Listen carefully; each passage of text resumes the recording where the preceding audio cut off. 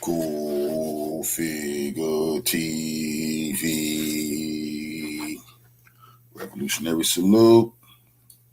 Revolutionary salute. Like, share, subscribe.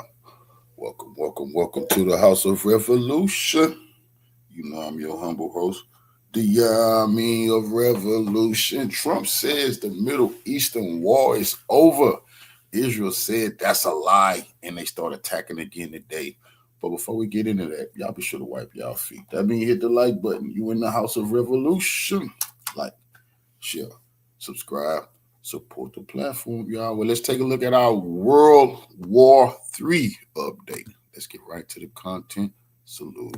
In a blatant attempt to sabotage the expected signing of Memorandum of Understanding between Iran and the United States, as a matter of fact, on the same day that it is expected to be signed, Israel carried out a strike in the southern suburb of Beirut, killing at least 3 people and wounding at least 6 others. The reports from Israel spoke about targeting Hezbollah operatives in a location in the southern suburb of Beirut, but as we can see in the video published, it was during the time where it was very busy in the streets. People were out shopping, civilians going about their daily lives, and the Israelis always come up with these excuses against the Lebanese resistance.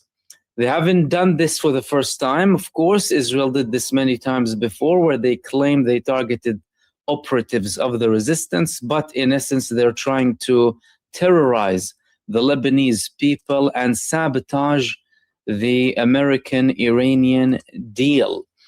They attacked it with a missile, according to the Israeli reports, on a specific location, although just recently, last week, Israel spoke about the Lebanese resistance moving its operations to Beirut itself rather than the southern suburbs, because they knew they had some areas where they were exposed in. And this is coming one day after the Netanyahu ally and Minister of Finance, Bezalel Smotrich, said that they needed to take down 10 buildings in the southern suburbs of Beirut, or in Beirut in general, after the Lebanese resistance continued attacking Israel. The official statement from Benjamin Netanyahu and his genocide minister was that this is a response to an aggression coming from the Lebanese resistance. However, it is clearer than ever now that Netanyahu is trying to sabotage the Memorandum of Understanding between Iran and the United States, although Iran still did not confirm that everything is moving forward with the Memorandum of Understanding. What does this Israeli attack mean? Is Iran going to respond?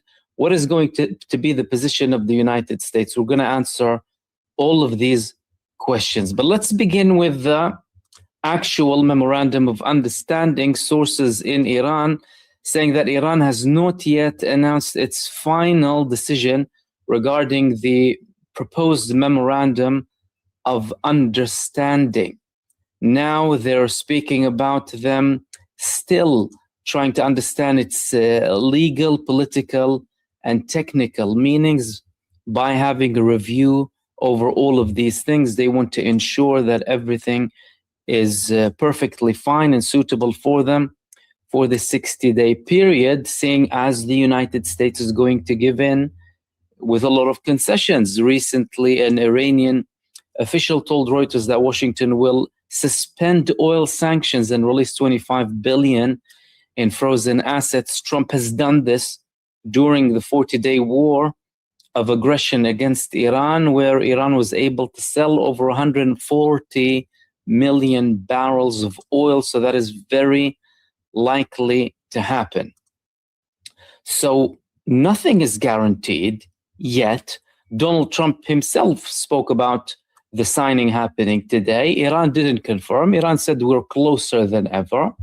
However, everything needs to be accurate. Everything needs to be fine before we go ahead and sign this memorandum of understanding. And as we spoke about it yesterday, this will not be a legally binding document. It will only be a memorandum of understanding, as it is, without any enforcement and without any guarantees. Simply an agreement for 60 days, during which both countries will continue to talk and negotiate to have a long-term solution, either in the form of a treaty or a peace deal or whatever they want to call it. From an Iranian perspective, they wanted a UN Security Council resolution to ensure enforceability, again, with all of the weaknesses there with the United Nations itself. But Israel is on the offensive. They are attacking Beirut now, and they're attacking Beirut after Iran told them Beirut is a red line, and if you attack Beirut, we will be attacking you. It's not just going to be the Lebanese resistance that will be attacking you, it's going to be us who will attack you. So what is Iran going to do? In essence, Iran is facing two situations here. The first one is stick to its original promise, punish Israel with a calculated response that would be severe. I mean, the previous Iranian response to Israel's aggression in Lebanon was very severe. Iran targeted many locations in the genocide state, including multiple air bases, strategic assets of Israel, and it was a very intense response to which Israel did not respond to, especially in the form of the second attack of Iran, because Israel attacked Beirut, Iran attacked Israel, Israel attacked Iran, Iran attacked Israel. It stopped there after apparently there was American participation. So that's the first option of Iran, stick to its promise. Number two, believe any sort of American guarantees and assurances that they will try and actually stop Israel from attacking the Lebanese capital. Are they going to go down this path? That would be extremely problematic, because the United States previously proved that it prioritizes Israel over anything else in the region, and it wouldn't look well on Iran, and it would also set a dangerous precedent for Israel by believing that it has a free hand everywhere without repercussion. Netanyahu is clearly upset and taken aback by the deal that Trump is about to go ahead with Iran. He's getting a lot of criticism internally from the opposition and from the Israeli public in general, who are viewing things as they are. Iran is still there, they're still capable, they're still powerful, they still have enriched uranium. As a matter of fact, it emboldened them, strengthened them further, and increased their power globally and their geopolitical power in the region too, without any concessions given to the United States of America. And in essence, we could be seeing an agreement that would be more favorable to Iran than the JCPOA that was signed during the Obama administration and that Trump unilaterally withdrew from following Israeli demands. What did Iran say about Israel's response or Israel's aggression against Lebanon, and what are we expected to see? The first statement came from Mohsen Razai, the same person who was commenting on Israel's previous attacks. Excuse me, his name is Ibrahim Razai, who spoke about the previous Israeli attack in Lebanon and said that wait for the evening where you will see the lights, the skies lighting up in the occupied territories, and that the rabid dogs will pay a price. Today, there was a similar response from him. Again, he said the following in a post on X: one must not fall into a calculation error. Even if you seek agreement or understanding, its path is disciplining the Zionist regime. If this rabid dog is not controlled, the ink of an agreement not yet dry will bite our own foot. Clearly speaking about, well, the fact that they need to be punished, and that Iran, in essence, will pay a heavy price if they don't. Another statement came from the head of the negotiating delegation, someone who is directly dealing with the mediators, and a very important figure, Muhammad Baqir Qalibaf, who said that the Zionists' incursion into Dahi has once again shown that America either lacks the will to fulfill its commitments or the ability to do so. By giving the green light to the regime, you cannot gain concessions. The game of bad cop and good cop is outdated. If you lack the will and ability to fulfill your commitments, speaking of continuing the path is not possible. Pessimism, not outright saying that there will be a response, but threatening. However, there was a clearer statement coming from someone in the Khatam al-Anbiya HQ, which is the military, who said the following: Israel's attack on Lebanon will not go unanswered. Iran's Khatam al-Anbiya HQ, the country's supreme joint military command, was quoted by state media on Sunday as saying that Israel's crimes in Beirut's southern suburbs would not go unanswered. Muhammad Ja'far Asadi's remarks came in the wake of Israeli airstrikes on Beirut's southern suburbs that Israel said targeted Hezbollah, an ally of Iran. However, this time, and this is the man who made this statement, and this time clearly Iran is promising another response against Israel. All right, so things are clearly heating up here. What is the United States going to do about this? We still haven't had an official statement coming from the American administration in relation to this Israeli attack. Is Iran going to respond? And if so, what will the situation be like if they do? Will Israel respond, and will they drag the United States? What will happen exactly? Well, first and foremost, we need to understand that the attack that happened from Israel against the southern suburb of Beirut was coordinated between them and the United States, according to at least one report in Axios. Again, we can't confirm it for 100%, but they said it was coordinated between Israel and the United States, and chances are that it is. Listen, Israel doesn't exist. Without the United States of America, Israel can't do a thing without the United States of America. And let's not pretend like we have a good side and a bad side. Like Qalibaf said, there's no good cop, bad cop here. The American government, successive American governments, are mass murderers across the globe. Worse than Israel in many cases, by the way, in wars, whether it's in Asia or West Asia or lots of parts of the world.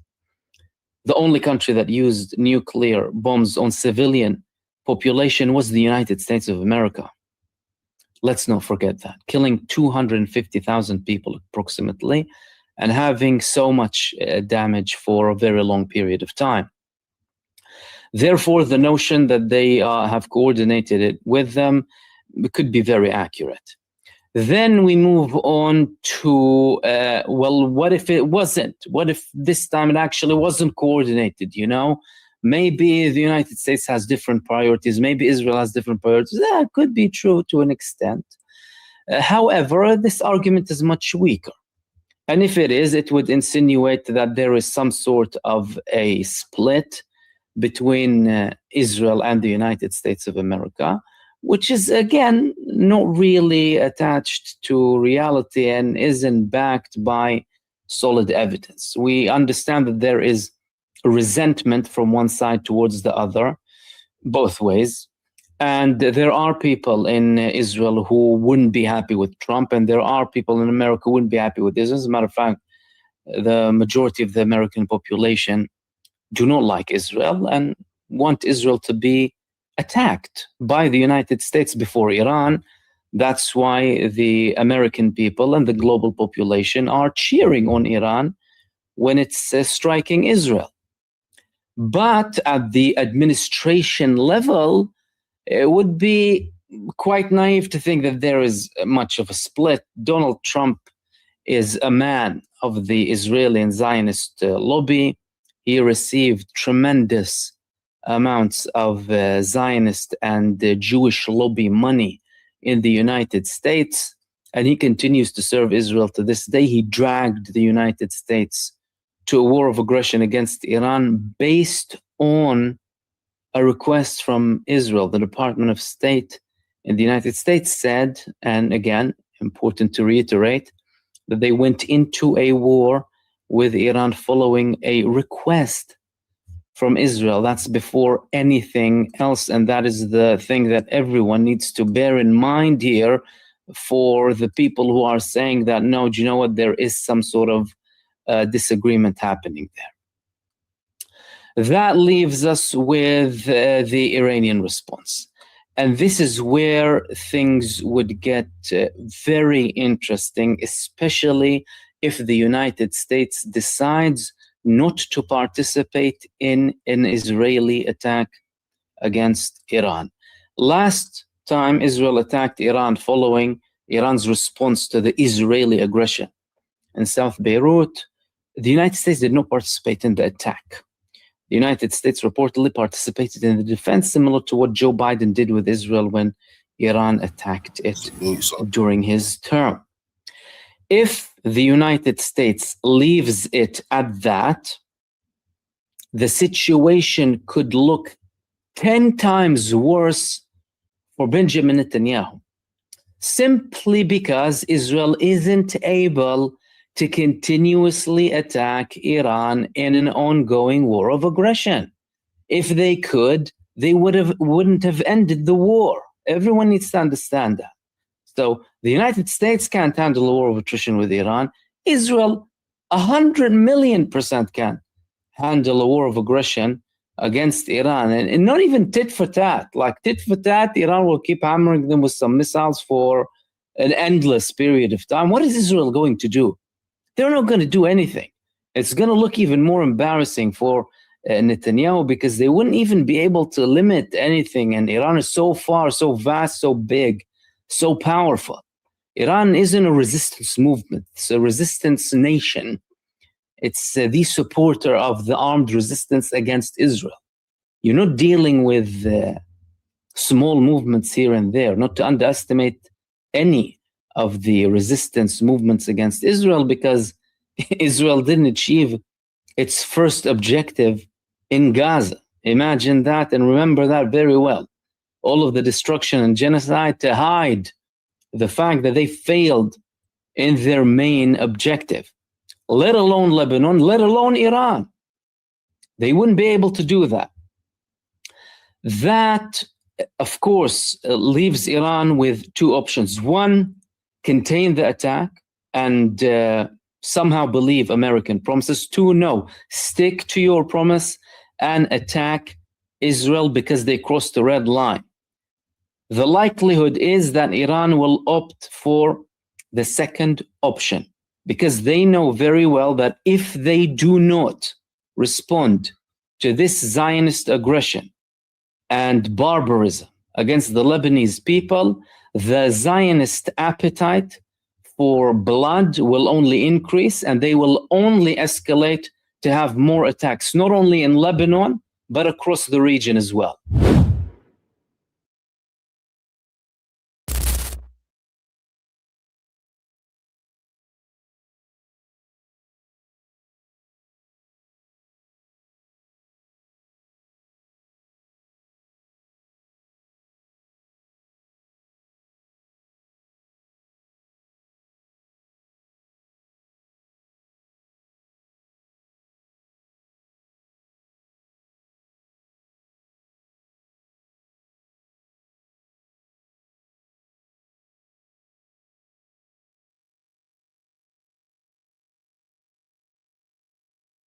By Professor Mohammed Marandi, joining me from Iran. Professor Marandi, I wanted to first get right to the latest developments. So, the Memorandum of Understanding has been subject to much attention, this Islamabad agreement, that it appears the two sides are nearing a deal. But now we have the breaking news that as the Trump administration has been signaling that they've achieved the greatest deal that they could ever achieve, we've heard from the Iranian side that the agreement actually contains much of the terms that they wanted in the first place. And now we also have the bombing of Beirut that Israel has conducted very soon after we were told by anonymous U.S. officials that this deal is basically done. What exactly is happening right now? And the bombing of Beirut, this is by Israel. I mean, this is a red line once again crossed. Danny, are you becoming a revolutionary Shia Muslim? You've become very otherworldly. No like button, no pressing the like, no. Just it's all spiritual now for you. Yes, yeah, it's all. We are together in the sacrifice. But continue. Well, anyway, do press the like button. Danny's too shy to ask you to do so. It's difficult to say what's happening, obviously, because things are so fluid. And it's clear that the Israeli regime wants to disrupt any agreement.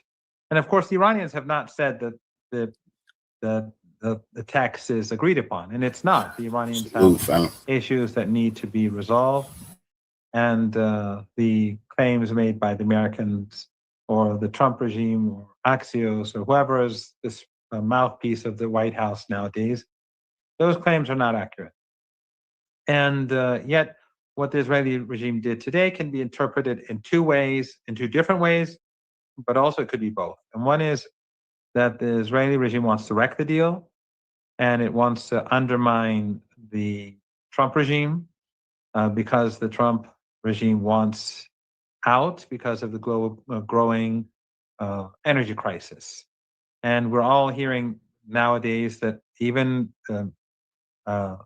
senior energy experts and senior figures in energy companies are now openly saying that things are going to get very bad pretty soon. So the Israeli regime wants to block Trump's effort to have a deal. Another interpretation could be that the Israeli regime has convinced Trump of a good cop, bad cop approach, where since the Iranians still have issues with the text, in order to force Iran to change its position and to give concessions, or just to undermine the deal, and Trump has agreed to allow them to undermine the deal for whatever reason. That could be another approach. In other words, it could be something with the consent of the White House, either as good cop, bad cop, or because the White House has been convinced that they have to listen to the Zionists. Or it could be a mixture of these things. But in any case, I think it's pretty clear that Iran will punish the Israeli regime, and that the deal will not benefit from what happened today. In other words, it will make the Iranians much more cautious about signing an agreement, and there's no doubt that no concessions will come out of this. In fact, it will be the opposite. The Iranians will be more concerned about the ability of the United States, or the will of the United States, or the intention of the United States to fulfill any obligations in a potential deal. So basically, all that aside, what the Israeli regime and the Zionists have done today is that they've pushed the global economy closer towards catastrophe. Yes, and Professor Marandi, now I wanted to ask, given this, I don't know if you saw the Israeli media in the lead up to the Beirut bombings. I mean, what we had essentially was Donald Trump touting that this deal was all but done, that everything had been agreed upon, that Iran was going to promise no nuclear weapons, reopen the Strait of Hormuz, and that essentially the United States was getting everything that it wanted. And then Israel came out with a number of scathing pieces about the deal itself. Here in the Jerusalem Post, they published JPCOA 2.0, Trump's deal risks undercutting efforts against the Iranian threat. It's not enough for Israeli officials to say that Trump understands Israel's position. It's not a great deal. It's a dangerous one. And they specifically cite that Iran's government, Iran's leadership has not been sufficiently weakened enough to essentially meet Israel's demands. And then I don't know if you saw here DD Geopolitics reported on what Ynet said, which is that Israeli officials are saying that Trump has stabbed them in the back. According to Israeli outlet Ynet, senior officials in Israel believe the deal damages Israel's interests and fails to address core threats posed by Iran's nuclear and missiles program. Our voice is not being heard. It's a bad deal. No one is happy about it. Everyone understands it's bad for us and harms Israel's interests. And then we had the bombing of Beirut. Bombing Beirut as we recorded this, Professor Marandi, and they say it's in response to Hezbollah. But of course, this is what is always being said when Israel takes its frustrations out on the Lebanese population. So, Professor Marandi, is Trump trying to surrender and Israel sabotaging it? Or is this, once again, some careful game that both the U.S. and Israel are playing to both extend the war while at the same time feigning that there are efforts to stop it? Both interpretations can be true. As I mentioned earlier, it could be that this is good cop, bad cop. It could be that the Israelis have convinced Trump to allow this to happen, to maybe they could get concessions, or just they've convinced Trump to let them carry out this operation to show their strength, or there's a division between the Trump regime and the Netanyahu regime. I personally think that all of these could be true, and they could be true at the same time, simultaneously in some ways. But I have a feeling that this is more about the Israeli regime trying to undermine the deal. And Trump is a weak person, so it's not that it hasn't been so far difficult for them to do that. Remember, the United States and the Iranians already had a deal. After the 39-day war, we had a ceasefire, which included Lebanon. And then as soon as that ceasefire was announced, the entire Lebanon, literally, in different parts of Lebanon, including areas which are controlled by the opponents of the resistance, were carpet bombed by the Israelis. And that undermined the ceasefire. And then Trump sided with Israel and said Lebanon was not a part of the deal. And of course, the Pakistani mediator had to come out and say that, no, it is a part of the deal. So because of that, Iran prevented those ships from the 5 regimes that helped the United States, and the 5 regimes in the Persian Gulf that assisted the United States in the war, prevented their ships from moving. And that hasn't changed. So because of Netanyahu, for 2 months, the Strait of Hormuz has been limited in operation. So Netanyahu and Trump have both created this global crisis. Netanyahu has created an environment for it to continue. And now, as there is a possibility for a deal, even though we're not there yet, and as I said, contrary to what Trump and others have said, there's not a final text yet. But as we appear to be closer to a deal, an agreement, the Israelis are striking Beirut in order to undermine it. And I think that there will be punishment. The Iranians will punish the Israeli regime. And I think that there won't be an agreement now, for the time being at least. So we saw, Professor Marandi, that there were rallies in the streets in Iran. This is in Tehran, asking for there to be no negotiations with the United States at this time, that they cannot be trusted, to the United States can't be trusted to accept the deal. And of course, this comes as a 12-day war the anniversary of this has just happened. And so there's a lot of, I think, it seems like understandable mistrust, given that there were a lot of people who were killed and who died in this. So who died in both the 12-day war and in this latest iteration. So what do you make of the Iranian people's mood right now about the terms of a deal with the United States, and whether that will impact ultimately the final outcome here? Well, again, this is something that we've been discussing, you and I, for quite a long time now, for years now. And that is that in Iran, you have very differing voices and differing views on all sorts of different issues.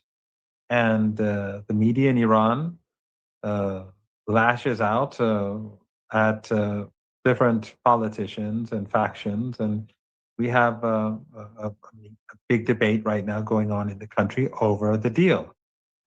And last night in the gatherings in the squares, there were arguments taking place between different people.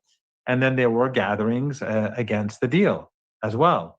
So a segment of Iranian society, I don't know what percentage it is, do not like this deal at all. And they point out its shortcomings. And I think that some of the points that they make are valid. Some of the points that they make I don't think are valid. And the supporters of the current trajectory, they support the deal. And I think that some of the points that they make are valid, and some of the points that they make are not so valid. So both sides have valid arguments to make, but I think that in any case, what is important to note is that this is ordinary in Iran, and this is, I think, a healthy thing. And this also forces the negotiators to take into account the voices of those who are opposed, and I think that is going to have an impact on the negotiations. But at the end of the day, what the Israeli regime has done is more important than what any of the two sides could say on the streets or in their media outlets. And that is that the Israelis have forced a situation upon Iran where it's going to have to punish the regime, and where it's also going to become more cautious about any deal with the United States, because basically the Israeli regime, if one interpretation, which I think is a valid one, is that the regime is trying to undermine the deal and thus impose its will on the American people. And if they are allowed to do that, then what's the point in negotiating with the United States? Because once we have a deal, then this is going to happen again and again and again. And so right now, that is going to make Iran more cautious. It's going to, I think, delay Iran's response. It's going to delay the deal. And it's going to make Iran more demand more assurances in any deal. That's how I would interpret the situation. Of course, we have to see what happens in the hours and days ahead. My belief is that Iran will strike the Israeli regime. My belief is that we won't have a deal today or tomorrow or anything like that because of the circumstances. But remember, Danny, every delay draws us closer to the critical situation with regards to global energy supplies. Every single day, we've been talking about this for weeks now, and but it's always been getting closer and closer. But now we're hearing from the mainstream that things are getting very dangerous. So some say late June, some say early July, some say late July or the end of July. No one knows, but we are getting there. And even if there is an agreement, let's say next week, let's say late July, mid or late June. The catastrophe is still going to hit. It's just going to get worse. So each day that goes by deepens the crisis and lengthens the crisis. And there's only one entity that has to be blamed, and that is the Zionists. The Zionists, the Israeli regime, they're the ones to blame. They're the ones who are dragging the entire, whether you're in India, or you're in Bangladesh, or you're in Nigeria, or you're in Uganda, or you're in Argentina, or Bolivia, or the United States, or the UK. What the Israeli regime and the Zionists and Netanyahu and Trump are doing is wrecking the global economy and wrecking the lives of perhaps billions of people across the world.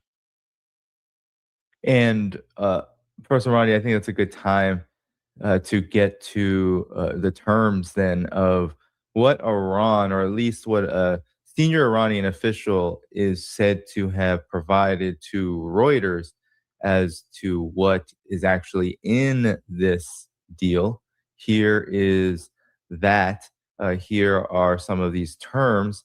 According to the senior Iranian official, they said it included the following: that Iran immediately reopens the Strait of Hormuz to all commercial vessels, while the U.S. lifts its naval blockade on Iranian ports, and that the U.S. agrees not to impose any new sanctions on Iran until a final deal is reached. The U.S. will waive oil sanctions on Iran for a specified period, allowing Iran to sell and receive oil revenue.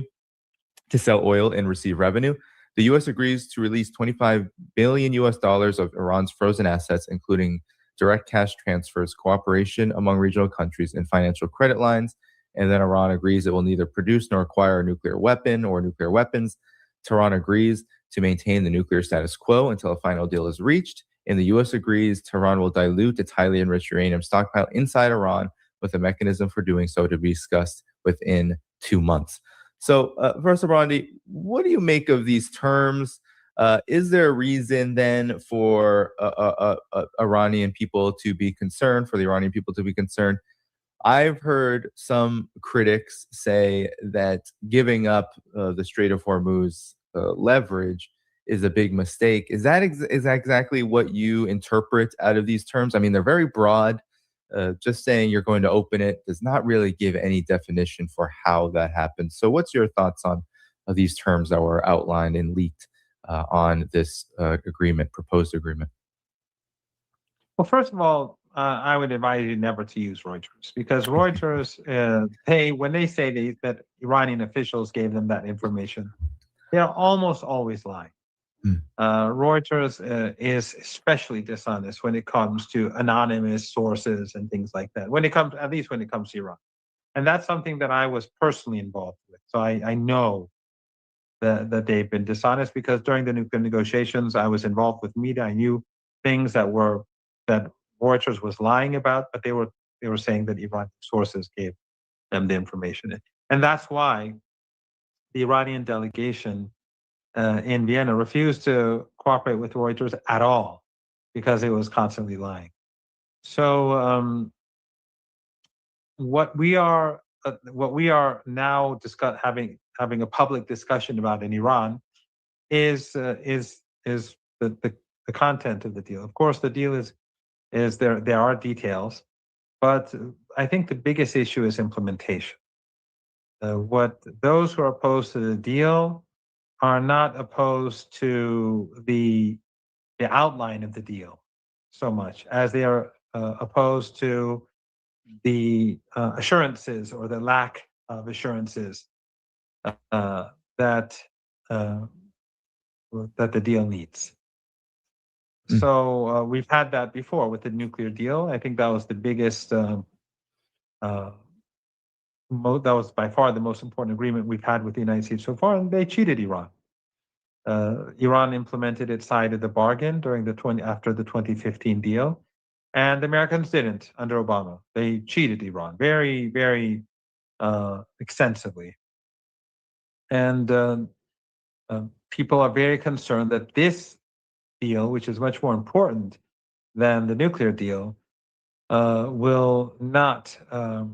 They're concerned that we'll have a repeat of history where the Iranians open the strait, and the Americans they don't open the strait, or they don't release Iranian assets, or they don't remove sanctions and use excuses, technical. They're very good at lying and using technical issues and saying there are regulations or there are certain problems that prevent this from happening, and then they try to keep. That's exactly what Obama did. And then they would, then they would bomb here or bomb there and self-defense, and the Israelis would kill people and massacre families and so on, and say it was and then you would see Western media and Twitter and everyone in their news section say that yes, this was in defense, and so they all basically toe the line. So there are those who fear that this deal does not contain the assurances that it should have, and those who support the deal believe that it does have those assurances, and the assurances lie in the fact that Iran controls the Strait of Hormuz. I don't want to give my own personal opinion because it doesn't help. I don't want to. I don't want to make this. I don't want to be. If I give my personal opinion, I think it doesn't help the discussion because it's not going to change anything in Iran. But I think that both sides actually have very strong arguments to make, and both sides are a bit, I think, unfair to the counter arguments made to the other side. With regards to the strait in particular, I think that Iran will have that leverage. I think there's no doubt, and that Iran has said that it will not take tolls, but it will take fees, insurance, or what's it called? Environmental protection, environmental protection. Yeah, global warming. The West should be very happy about this. Hey, and right, and safety and all that. And also the Iranians, they can close it again if the other side does not abide by this the deal. But when it comes to the assets, Iranian assets that have been stolen by the Americans, I don't know what assurances, if the assurances are enough, or lifting the siege, or in particular Lebanon and Gaza, and will that these are for me issues that are very questionable. I mean, the United States, because the United States has no problem with the genocide. And we know that the West, the Western government, the British, the French, the Germans, they all support the genocide. And they've gone back to their 18th century, and they're openly 18th century in their behavior now. There's the mask of human rights and human dignity and human honor, women's rights and children's rights. That's all gone. They've shown their ruthless side, and they're determined to carry on. So the Iranians cannot count on the West putting on any pressure on the Israeli regime. The only way that Iran can make sure that the slaughter ends is to make sure that the deal is enforced. And so those assurances, when it comes to Lebanon and Gaza, they become even more sensitive. So, but then again, others would argue that if they don't abide by their commitment, we'll shut down the Strait of Hormuz. It's complicated. I don't have a clear-cut answer. I don't know which side is. I can't choose a side. Even though I don't want to choose a side, but when I think about it, I really don't know which side has the better argument. But the Israelis have actually, they've shifted the debate, because by attacking Lebanon, now the focus is on retaliation and the lack of trust towards the United States, especially since the regime has said that they informed the United States about the attack. Yes. Well, let's get into that, because that might all be a moot point when it comes to the debates about particular terms in the agreement, when we have our favorite former unit 8200 Mossad agent turned reporter Barak Ravid reporting that the Israeli military notified CENTCOM shortly before the strike in Beirut took place, Israeli and U.S. officials say. And then I'll just go up. He did a report on Mohammed Ghalibaf, Iran's chief negotiator, saying that this strike on Beirut could undermine the U.S.-Iran deal. Zionist aggression on Dahlia has once again shown America does not have the will or the ability to fulfill its obligations. You cannot score points by giving the regime a green light. The game of bad cop, good cop is old. If you do not have the will and ability to fulfill your obligations, it's not possible to talk about continuing on the path. So this seems pretty clear cut, Professor Morandi. We have a game being played, and it doesn't really matter who's wagging the dog's tail or the tail is wagging the dog. It seems like every time there is a deal about to close in, quote unquote, it actually ends up being not true because Israel plays the role of spoiler and does so at the expense of Lebanese people, which, of course, and Palestinian people at other times. And the world. And the world. Yeah. Yeah, because the world is going to pay the price for this war. It's not as if this is just limited to the tens of thousands of people in southern Lebanon who are being bombed every day. I mean, it's more than tens of thousands, but each day, tens of thousands, this neighborhood, that neighborhood, this town, that city. The millions of people in Lebanon and all are being terrorized every day and many being slaughtered. And the same is true in Gaza. The Israelis don't care about them. The Americans, the Europeans don't care about them. That's clear. And they're going to pay the price for. The Israelis will murder women and children in order to block the deal. That's clear. But what I'd like to stress is that this behavior is also pushing the entire global economy towards greater crisis. In other words, the global economic crisis that we're seeing today is a creation of the Zionist regime and the Zionist lobby. They push for this war. We know that, everyone knows that, but Joe Kent's resignation letter, I think, is, since he was on the inside, it makes it clear that this was a Zionist war. This was an Israeli war. And then after the 39 days of fighting, when there was a ceasefire, again, it was Netanyahu who undermined the deal. We could have had the Strait of Hormuz moving towards normalization 2 months ago, but he blocked it. And now again, we're close to a deal, although it remains to be seen what the deal will look like exactly if we ever get there. And then they go and murder people. They're murdering people across Lebanon, but Beirut was a red line.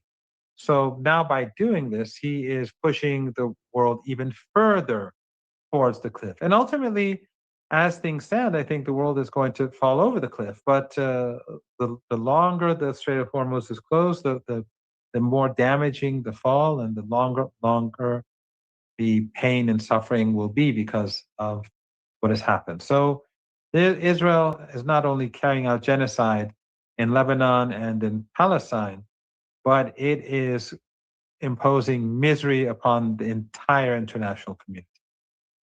And I'm becoming more and more convinced, Professor Morandi, that, there's a lot of a criticism of Donald Trump for being this kind of bumbling, incompetent. Even now there's questions about his medical faculties and whether he is all there and capable of doing his job. But I actually think this is the point. I truly believe at this point, after all that we've seen, ever since he took office again, following the Biden regime, is that the Trump regime is actually, I believe, serving a role of almost like the insane clown role, where he, whether he's doing it on purpose, I don't know if he is actually put together enough to make this kind of like a plot, but he is empowered by those who actually control U.S. foreign policy and U.S. policy as a whole to behave the way he does, and I believe serve the role of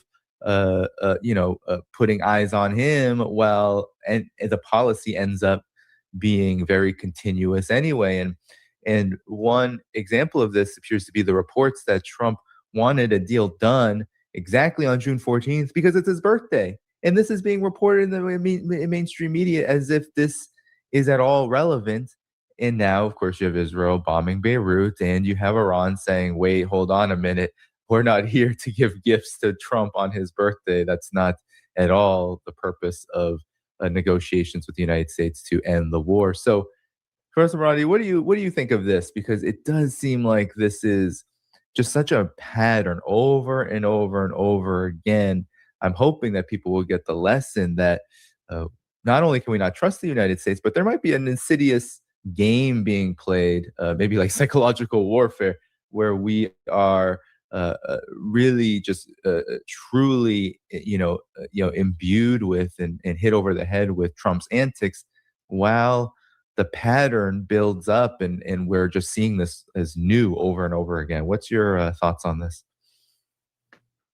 Well, there's no doubt that Trump is abnormal and that he is easily influenced and that he changes his mind regularly.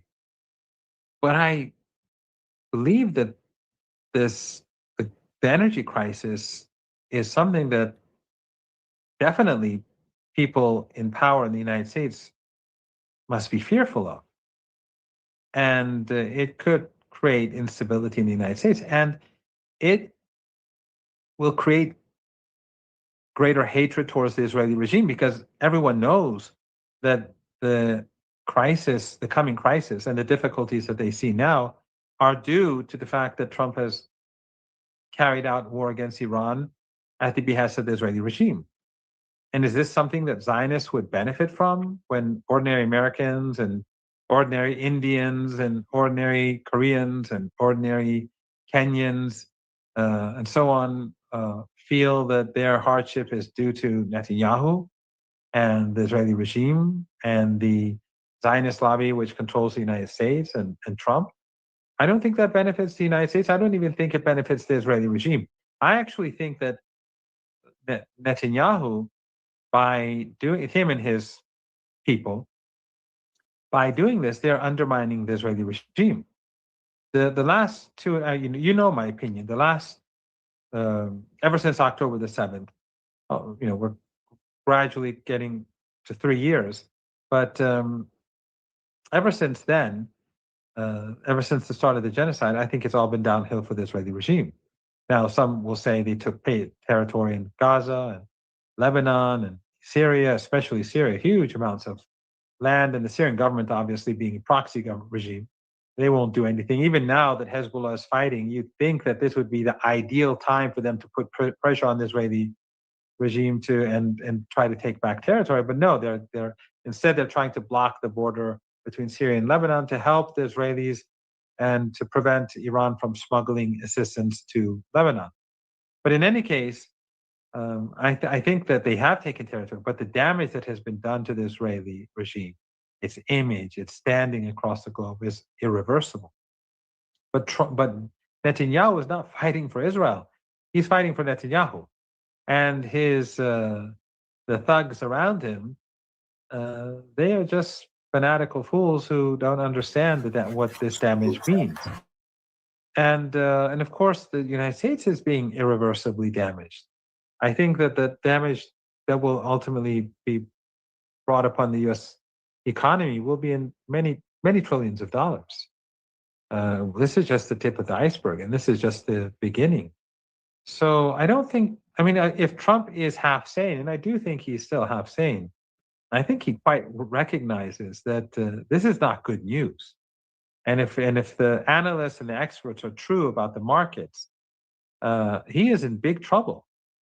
Especially since the midterms are, getting closer and the strait is still not open. And of course, after what happened today, I wouldn't, I'm not a betting man, thank God, but I wouldn't bet on a deal today. And I would, if I was a betting man, I think I would guess that the Iranians will strike the Israeli regime. I don't have information. I cannot, no one, I've not spoken to anyone. So, and I'm not a decision maker. But in any case, whichever way you look at it, this potential agreement is going to be set back, and the crisis is going to get worse if there is an agreement. And the mistrust will only grow when it comes to implementation. The mistrust in Iran towards the United States is infinite, but it will only grow when it comes to implementation. And it will make having an agreement harder, and it will make the Iranian government tougher in implementing the deal, because it does not want the critics of the deal to be able to tell them that we told you so. So when it comes to implementation, they're going to be, in my opinion, more harsh, and thus they could easily close the Strait of Hormuz again. In any case, what I'm saying is that I think that Trump probably knows that it's best to have a deal. Yeah, I mean the pressure. I don't know if anyone's been following this channel or just in following these developments in general.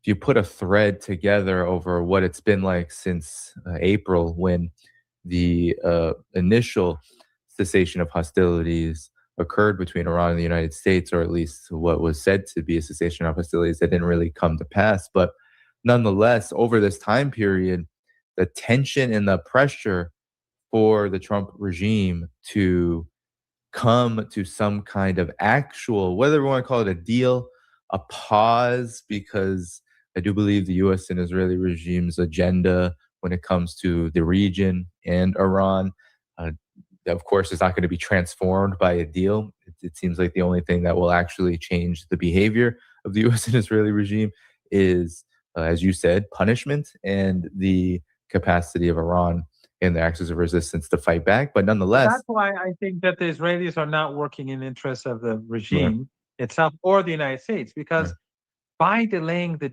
deal, they're giving the Iranians, first of all, a big public diplomacy victory. Yeah. Because the world is seeing the Israeli regime as disrupting an attempt to stabilize the global economy.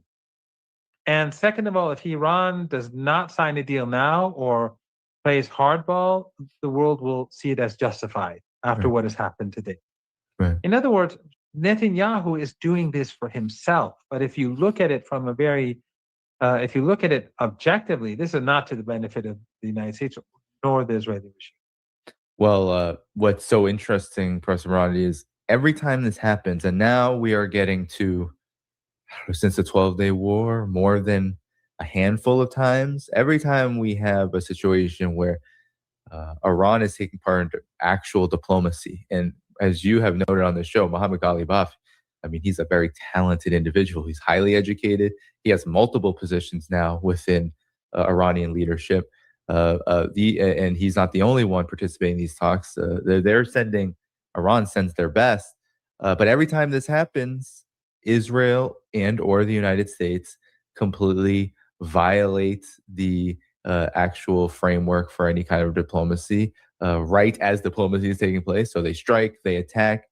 And every time this happens, it does undermine this narrative greatly, even for people who don't follow these developments. If they were just given an outline of what's happened since the June 12-day war, we see that now saying Iran is the aggressor, Iran is the threat, it's pretty ridiculous given the fact that the dynamic actually is that Iran engages in talks, and then the United States and or Israel eventually attack usually innocent civilians, not even military targets, to undermine it. And that means that it's actually Israel and, of course, the United States at its back. That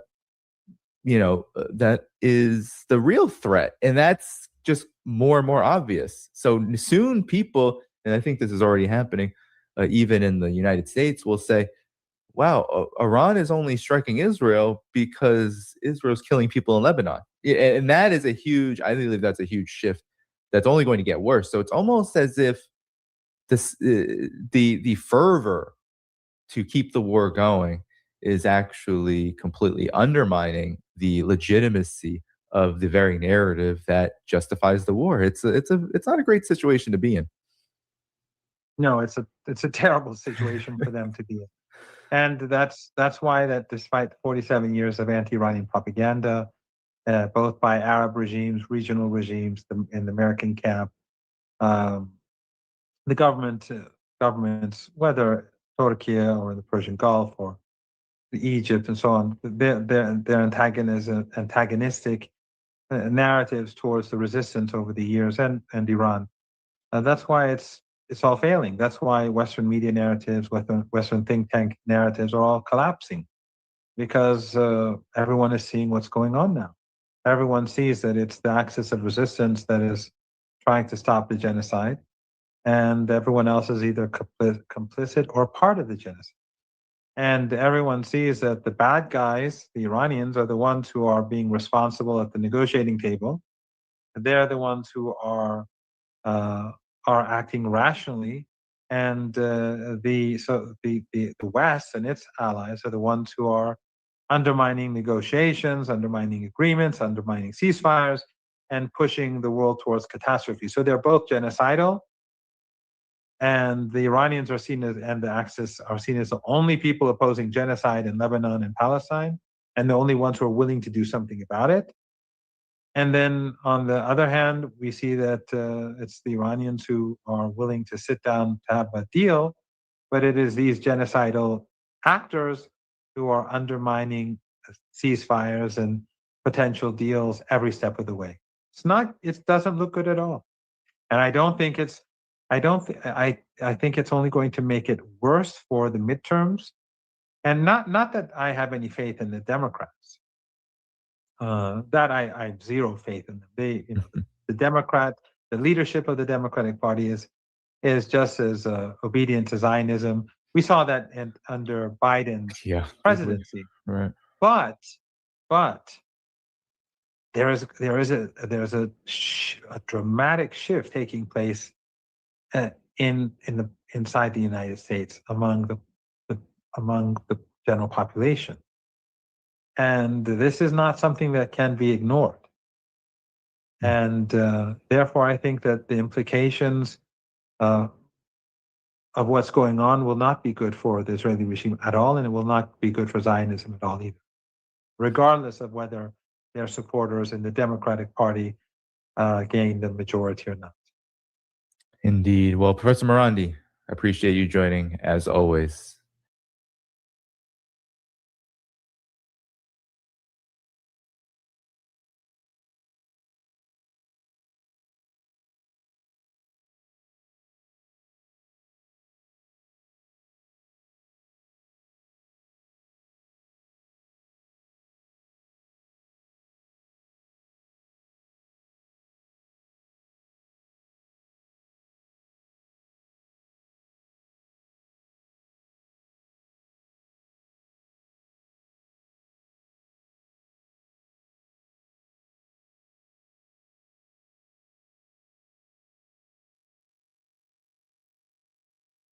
What did Iran say about Israel's response or Israel's aggression against Lebanon, and what are we expected to see? The first statement came from Mohsen Razai, the same person who was commenting on Israel's previous attacks. Excuse me, his name is Ibrahim Razai, who spoke about the previous Israeli attack in Lebanon and said that wait for the evening where you will see the lights, the skies lighting up in the occupied territories, and that the rabid dogs will pay a price. Today, there was a similar response from him. Again, he said the following in a post on X: one must not fall into a calculation error. Even if you seek agreement or understanding, its path is disciplining the Zionist regime. If this rabid dog is not controlled, the ink of an agreement not yet dry will bite our own foot.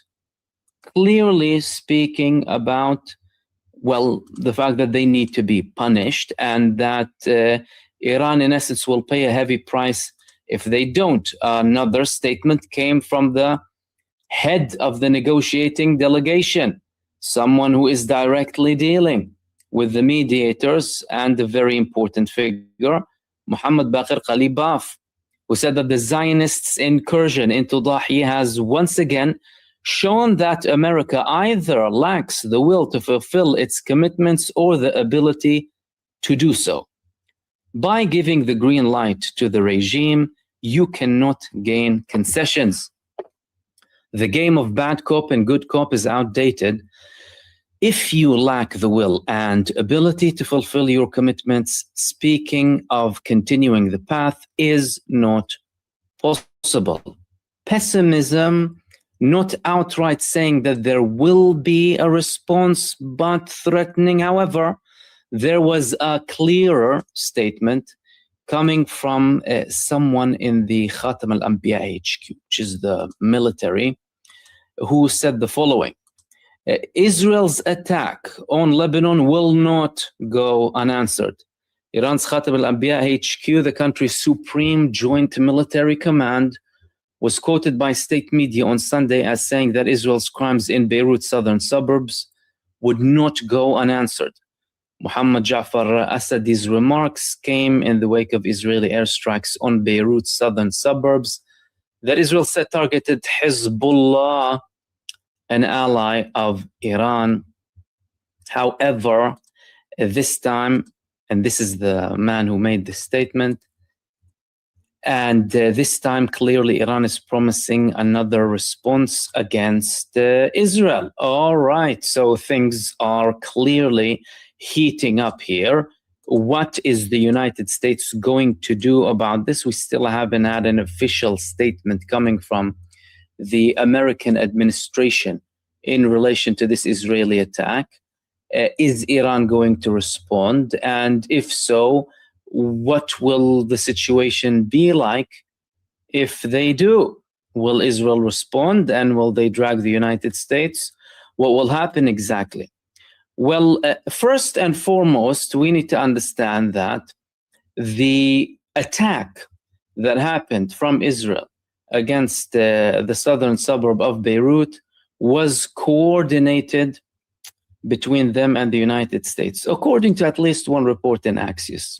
Again, we can't confirm it for 100%, but they said it was coordinated between Israel and the United States, and chances are that it is. Listen, Israel doesn't exist. Without the United States of America, Israel can't do a thing without the United States of America. And let's not pretend like we have a good side and a bad side. Like Qalibaf said, there's no good cop, bad cop here. The American government, successive American governments are mass murderers across the globe. Worse than Israel in many cases, by the way, in wars, whether it's in Asia or West Asia or lots of parts of the world. The only country that used nuclear bombs on civilian population was the United States of America. Let's not forget that. Killing 250,000 people approximately and having so much damage for a very long period of time. Therefore, the notion that they have coordinated it with them could be very accurate. Then we move on to, well, what if it wasn't? What if this time it actually wasn't coordinated, you know? Maybe the United States has different priorities. Maybe Israel has different priorities. That could be true to an extent. However, this argument is much weaker. And if it is, it would insinuate that there is some sort of a split between Israel and the United States of America, which is, again, not really attached to reality and isn't backed by solid evidence. We understand that there is resentment from one side towards the other, both ways. And there are people in Israel who wouldn't be happy with Trump, and there are people in America who wouldn't be happy with Israel. As a matter of fact, the majority of the American population do not like Israel and want Israel to be attacked by the United States before Iran. That's why the American people and the global population are cheering on Iran when it's striking Israel. But at the administration level, it would be quite naive to think that there is much of a split. Donald Trump is a man of the Israeli and Zionist lobby.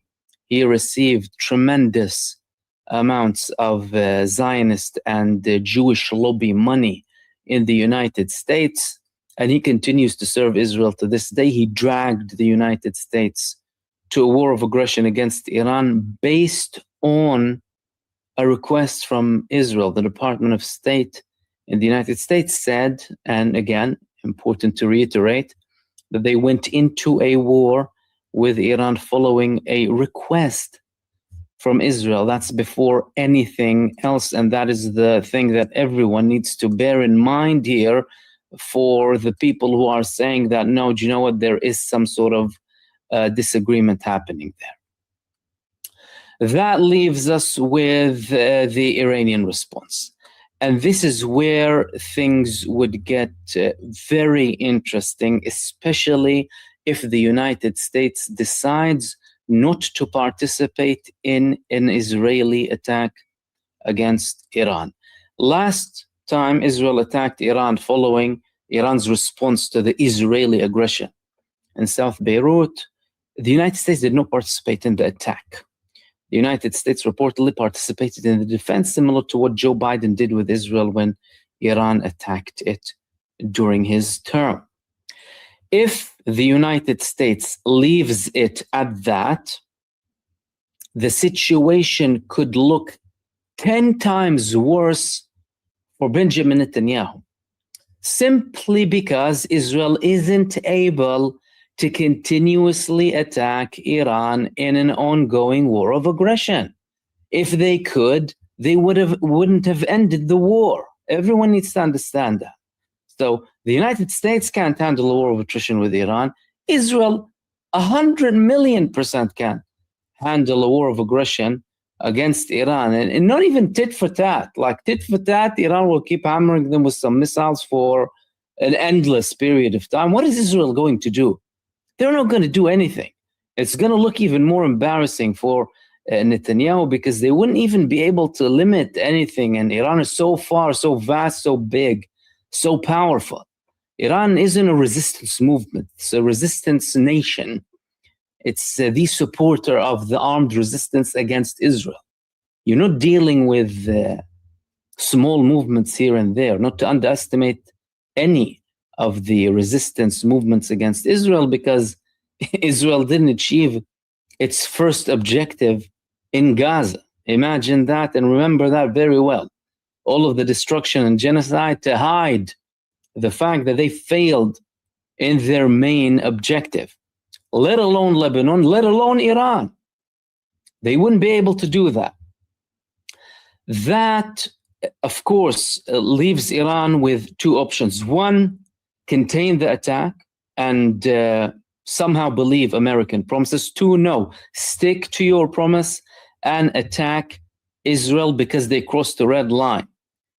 The likelihood is that Iran will opt for the second option, because they know very well that if they do not respond to this Zionist aggression and barbarism against the Lebanese people, the Zionist appetite for blood will only increase, and they will only escalate to have more attacks, not only in Lebanon, but across the region as well.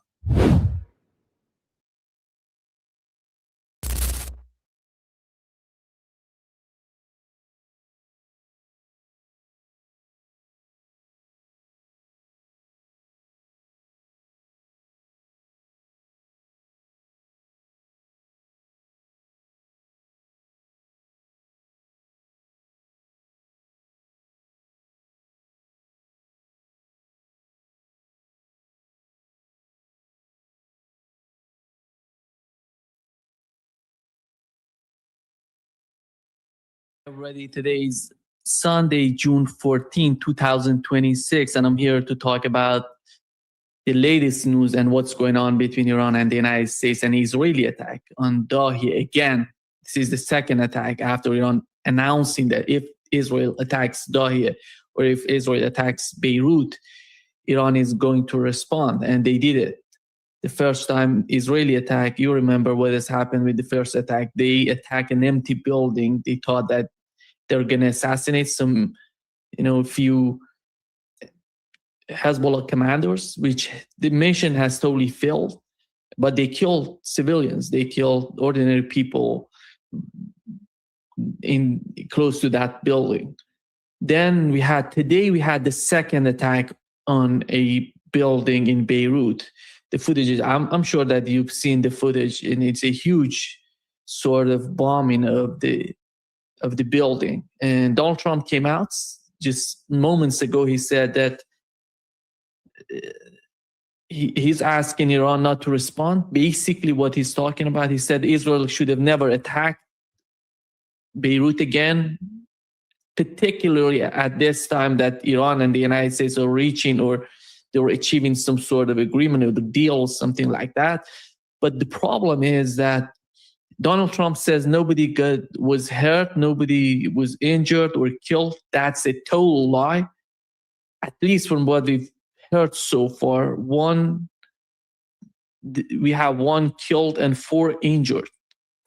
And this is the reality of what's going on. Right now in Iran, huge discussions are happening. I think they have made their decisions. They have made the decision to hit Israel. Israel is preparing for that. And we've learned from the channel 12 and 14 in Israel that Israel is preparing and ready for Iranian attack. And what is happening in the mind of Iran? I think the calculation on the part of Iran is if Israel is going to attack Dahia right the same moment, because today, if you remember, Donald Trump was talking about, we are going to reach an agreement on Sunday, today. We're going to sign it. We've learned yesterday that they're going to sign the deal electronically, digitally, and it's going to be something like that. Then you have the Israeli attack. You may feel that Israel did it because they want to sabotage the deal between Iran and the United States. That's part of the story. But Israel is testing Iran to see if Iran going to respond or not. Because today, let's assume that it was supposed to be an important day between the two sides, which I don't believe that was the case. But Israel is trying to say, or trying to push, to force Iran into response.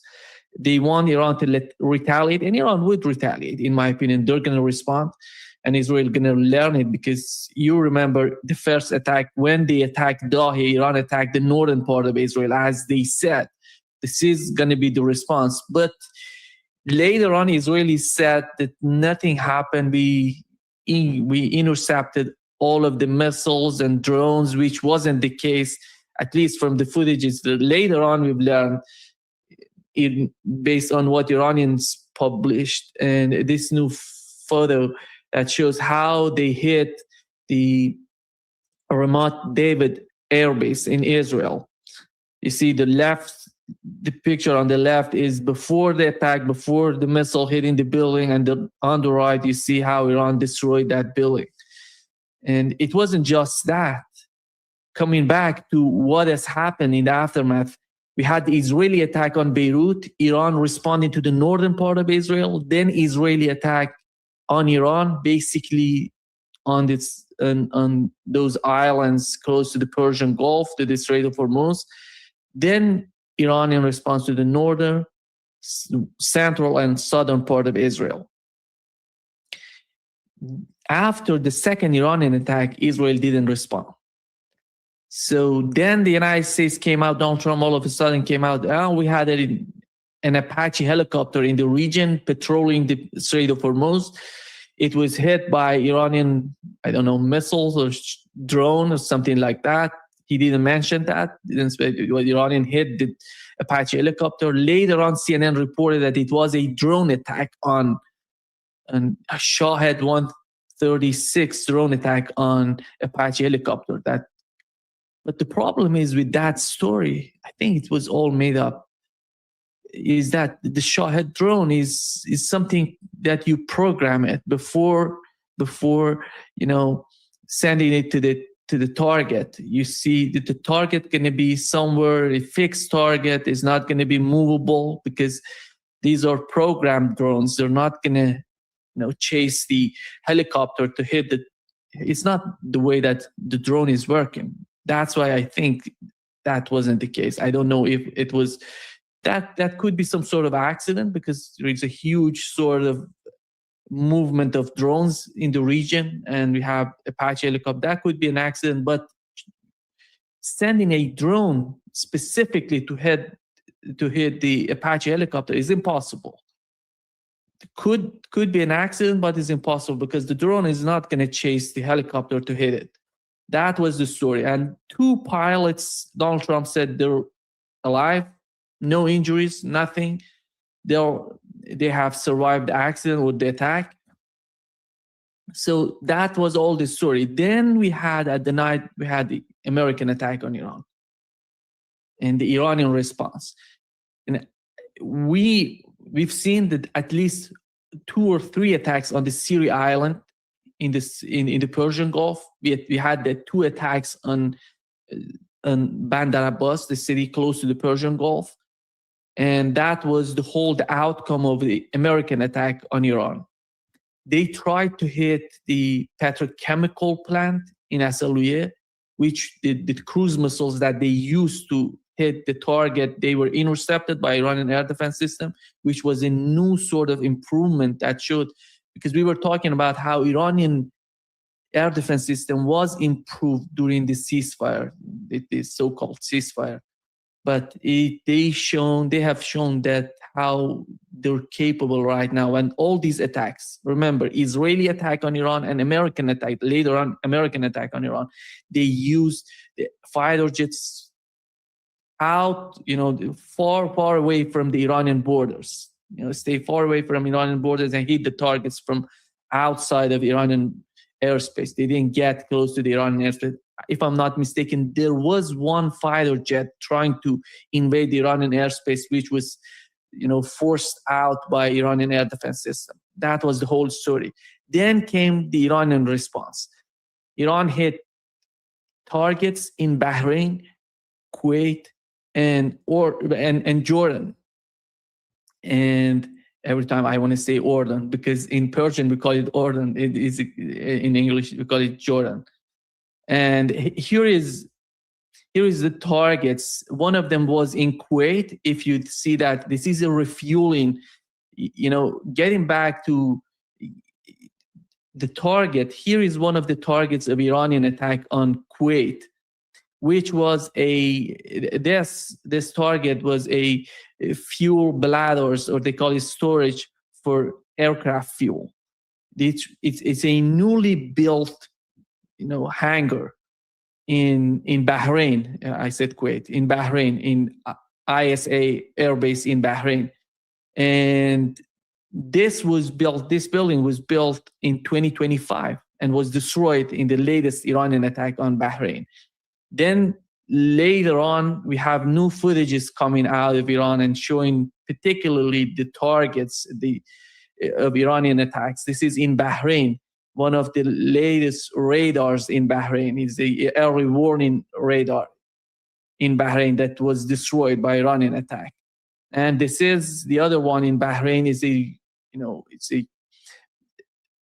those building, there's a storage of fuel, jet fuels that were used by the United States during these attacks, because every time Israel is trying to attack Iran, they're not going to be able without the help of the United States. We have to keep that in our mind, because of the distance. When the fighter jets are coming toward Iran, they have to refuel, because the distance is considerable. So they have to refuel on their way to Iran and on the way back to Israel. So Iran has hit these 2 important buildings in Sheikh Issa in Bahrain, American base. Then the other target was in Kuwait. This is again an early warning radar in Kuwait was hit in Ali Al Salem Air Base. And as you see the photo on the left and on the right, you see the building was totally destroyed. And this was the story. But the problem right now for Iran, in my opinion, is if they back down, because before coming to this live, we've learned from the media, channel 12 and channel 14 in Israel, they're talking about the Trump administration trying to put a lot of pressure on Iranians not to respond to Israeli attack. Because as Donald Trump said, nobody was killed, nobody was injured, so nothing has happened. Let's come down and not respond to Israeli attack on Beirut. That's impossible. That's not going to happen, in my opinion. And what is happening? Iran is gonna attack the northern part of Israel in response to what Israel was doing. As we talk today, there is a Qatari delegation in Iran trying to bridge the gaps in the final moments. The details, there's some details that they're working on, it seems, both sides, Iranians and Americans, are working on. But imagine, this day, you have an Israeli attack on Dahia. What does that mean? It means that Donald Trump doesn't have the power that he tries to brag about every time. He doesn't have any sort of leverage. He doesn't have any sort of power to show to the world that he's running the show. No, Donald Trump is not running the show, in my opinion. And his influence and his administration is dominated by Israelis who are supporting Israel. First Israel, second the United States. I don't know if this, they have the United States as a second option, maybe some other aims of Israel. But Netanyahu has shown that who's running the show. He doesn't care about the United States. That's why, your ally is Israel, but you're begging Iran not to respond to Israeli attack. That's so weak. If your ally doesn't care about what you're talking about, how you can expect that your declared enemy, your so-called enemy, gonna abide by what you're asking for? This is not happening. And Iran gonna respond. Iran gonna hit the targets. Iran is gonna hit the northern part of Israel. I don't know if they're gonna hit some targets in the central or the southern part of Israel. But we have to understand that the situation is so critical right now. Israel is doing everything to destroy any sort of opportunity between Iran and the United States to achieve some sort of deal. That's the reality. I'm not optimistic about the deal at all because I don't see anything coming out of the deal. But just having the concept, having just this sort of two sides coming together, signing something electronically, or which I don't know if that means anything these days. And the negotiations, remember what was the negotiation? Negotiation all about two sides talking to each other, not directly, through Qatari government, through the government in Pakistan. This is the whole problem. Because when you want to reach a deal, you have to negotiate directly. And that didn't happen because the United States is not prepared. Donald Trump is preparing his way out of the region.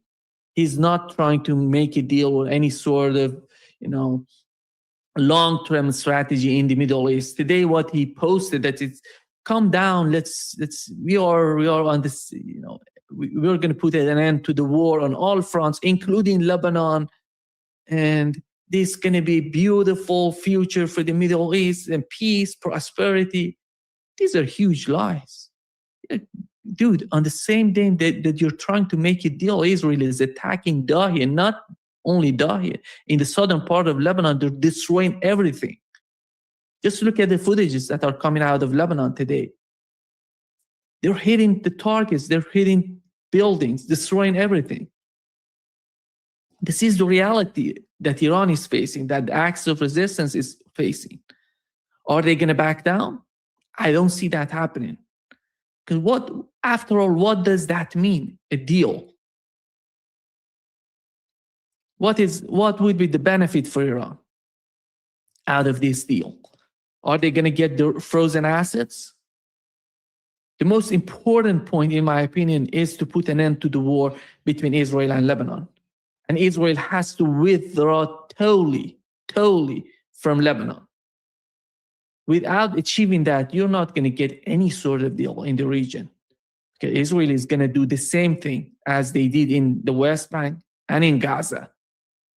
That's why they're arguing, little by little, you go destroy, and there is nothing there.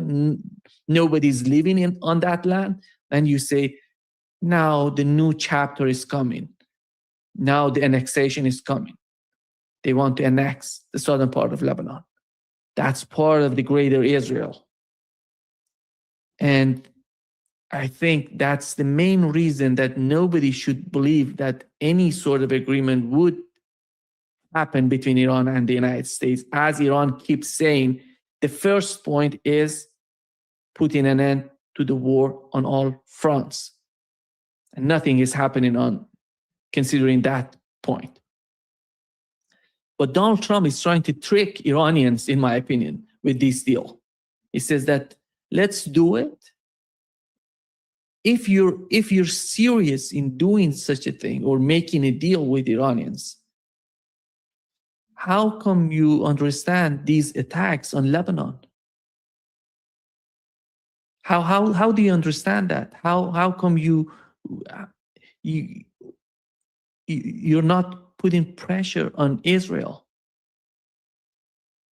Netanyahu doesn't care about what are you, because Netanyahu sees this is right now. I don't know if you saw the latest post of Yair Lapid, who's the guy is the alternative for Netanyahu and his administration. He put out he posted a sort of long text on X. What he's talking about, he says various points. He says we still need to hope that the reports about the agreement with Iran are not true. He's talking about the agreement between Iran and the United States. But if they are, this is one of the most shocking failures of Israel's foreign and security policy. And it's all about Benjamin Netanyahu and his weakness if they achieve that. The points that he's mentioning in this post that he sold the Americans an overly optimistic script without detailing the risk map of them and lost their trust in the middle of the war. He's basically saying that the Israeli government is not putting pressure on the United States. Netanyahu is not doing that the proper way. I don't know what else can they do. They're doing everything. The United States is just, look at the United States today. Remember the Biden administration. Many people were somehow laughing at the administration. They're doing nothing. They're sending bombs. They're giving Israel everything. They did that. They did all of, they sent the bombs. They sent drones. They sent everything to Israel. Interceptors, name it, everything. They supported Israel under attack in Gaza, in the West Bank, and they destroyed everything. So coming back right now, what is the difference between the Biden administration and the Trump administration? The Trump administration is going beyond that. They crossed each and every line. Those red lines, they don't exist anymore. They're attacking, the attacks on Iran, the attacks on Lebanon. They're going to the Litani River. No, let's cross the Litani River. Let's go to the Beirut. Let's go to Dahia and hit. These are escalations that are happening at the same day that he's trying to sign an agreement. This is ridiculous, beyond ridiculous. I don't see, and Israel doesn't want that. Looking at Benjamin Netanyahu, it doesn't matter if Benjamin Netanyahu is in power or someone like Yair Lapid or Naftali Bennett. These are all the same sort of mindsets. One of them is saying that, maybe they may differ when it comes to the domestic policy in Israel, but when it comes to the foreign policy, they're all the same. Nothing matters to them when it comes to destroying Gaza, Lebanon, the attack on Iran. The problem is right now that Iran has changed the whole calculation in the Middle East. And the calculation right now is not going to be defined. The new equation I think Iran has to respond and will respond to the Israeli attack. There is no way to show that you're serious in the way that you're talking about Lebanon, you're talking about the acts of resistance, you're talking about Gaza. So that's going to be the calculation on the part of Iranians. But when it comes to the deal, there's still a lot of important points for Iranians to be considered. One of them is the Strait of Hormuz. What would be the future of the Strait of Hormuz? Iran just said they're going to control it. Donald Trump said there would be no toll or something like that, no toll going to be charged. But Iran's point, Iranian foreign minister said the same thing, and that the toll system is against the international law. We're going to charge the countries who are using the Strait of Hormuz with a new system, service fee or something like that, administrative fee or an environmental fee, something like that. But they're gonna control the Strait of Hormuz.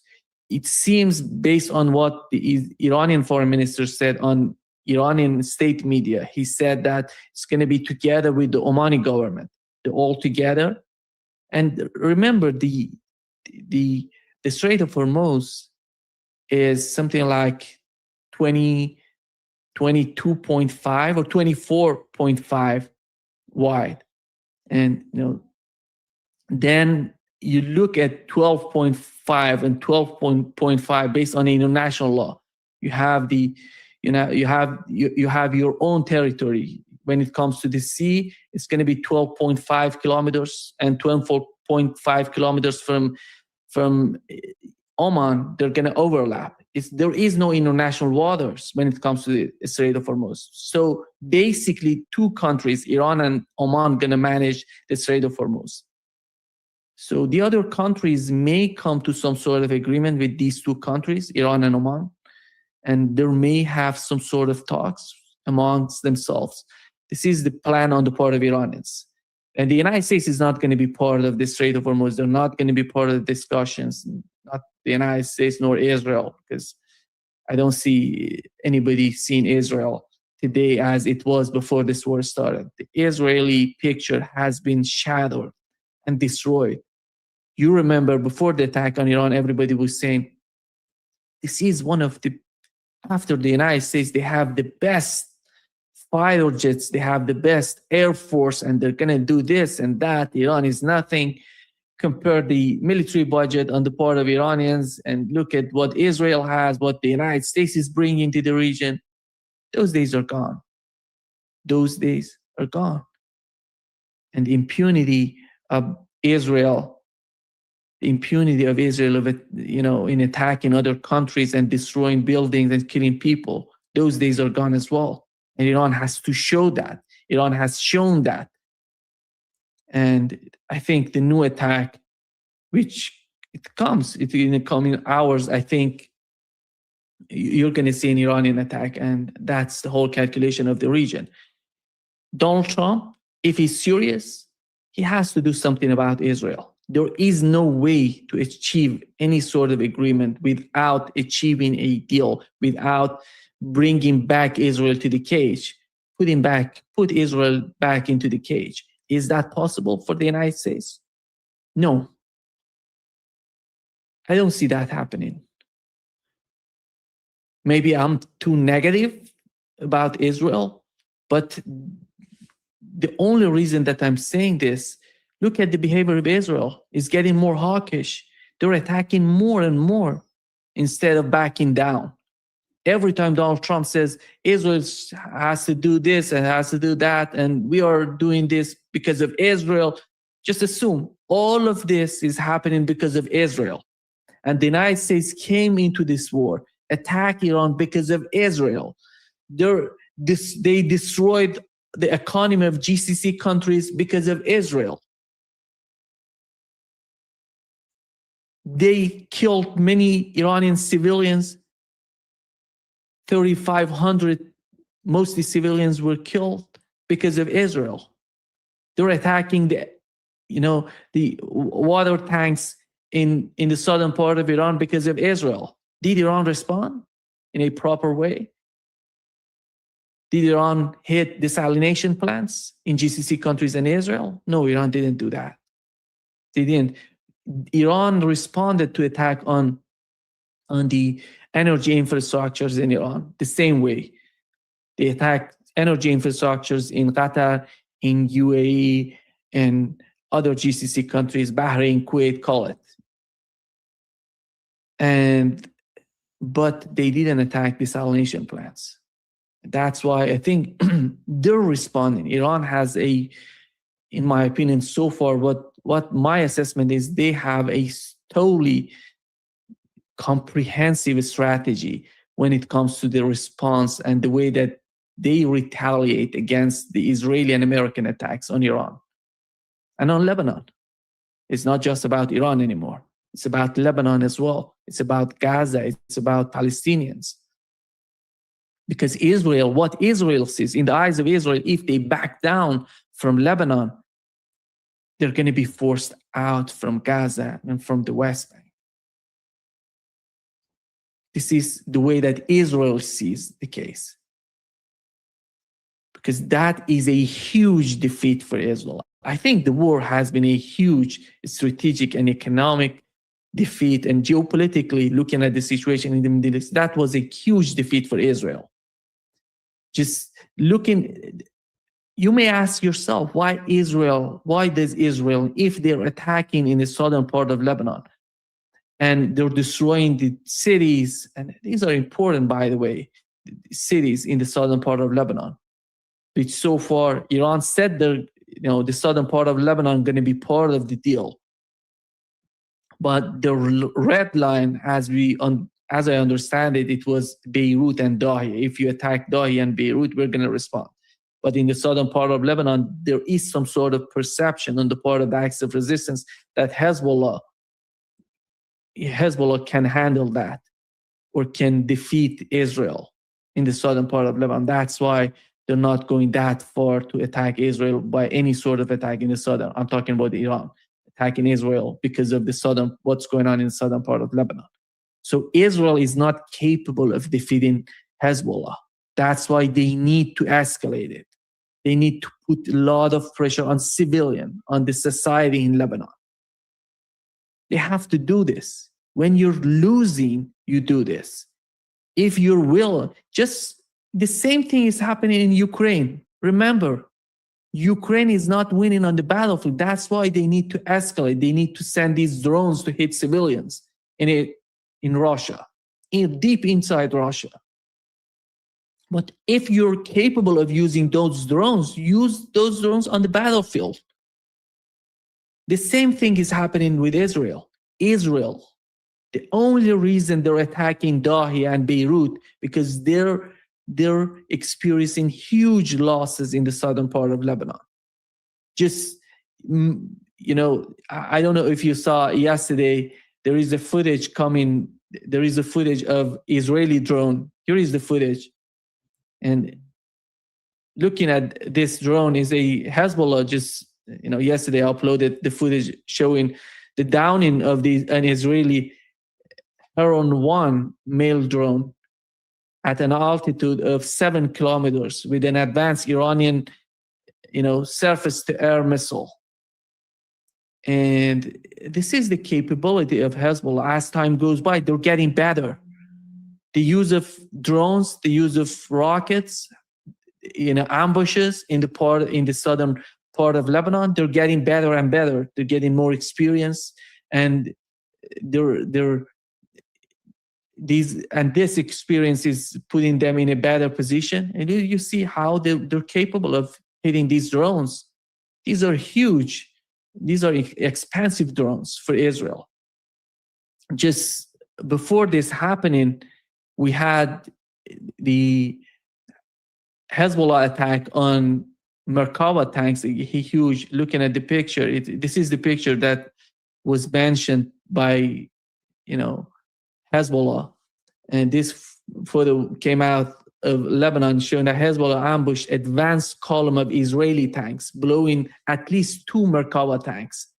So far, if I'm not mistaken, more than 300 Merkava tanks were destroyed in the last 5-6 weeks. These are huge losses for Israel. Looking at not only Merkava tanks, putting together with the batteries of the air defense systems, Iron Dome, and communication system, look at the casualties, how the casualties on the part of the Israeli soldiers is just increasing. These are huge losses for Israel. They have never experienced this before. This is the new reality in the southern part of Lebanon. And that's why they have to do this. That's why they have to escalate it. And they see if the United States does something, makes some sort of deal with Iran, their position going to weaken and weaken more, as Yair Lapid said, the Israeli position. So coming back to the deal between Iran and the United States, two important points. The Strait of Hormuz will remain under the control of Iran. Donald Trump cannot do anything about it. And it's going to be together with Omani government. The case of Lebanon is the most critical case in that deal, which I don't see happening. That's why I don't see the deal being signed by the two sides, as Israel is trying to, to attack Lebanon and crossing those red lines. And let's see with the Iranian attack on Israel, with the response from the acts of resistance. My understanding is going to be Iran attacking Israel. Maybe Yemen going to do the same thing. Yemen going to respond to Israel. This is the assessment so far. Let's see what is the perception on the part of Iranians.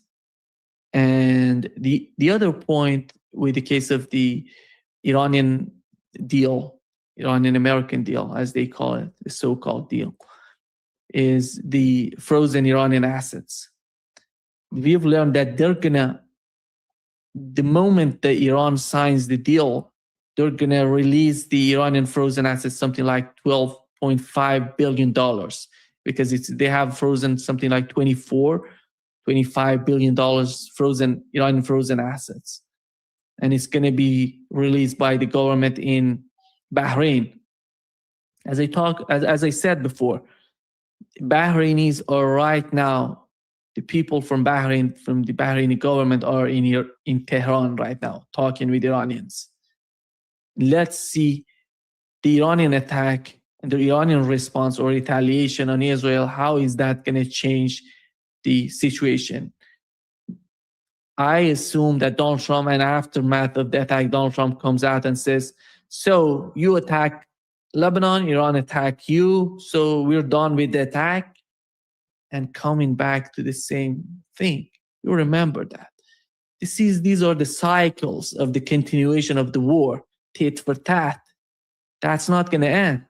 Donald Trump came out last time and said, we're done with the retaliations. Let's go negotiating. Let's make some sort of deal. But Israel going to respond to Iranian attack.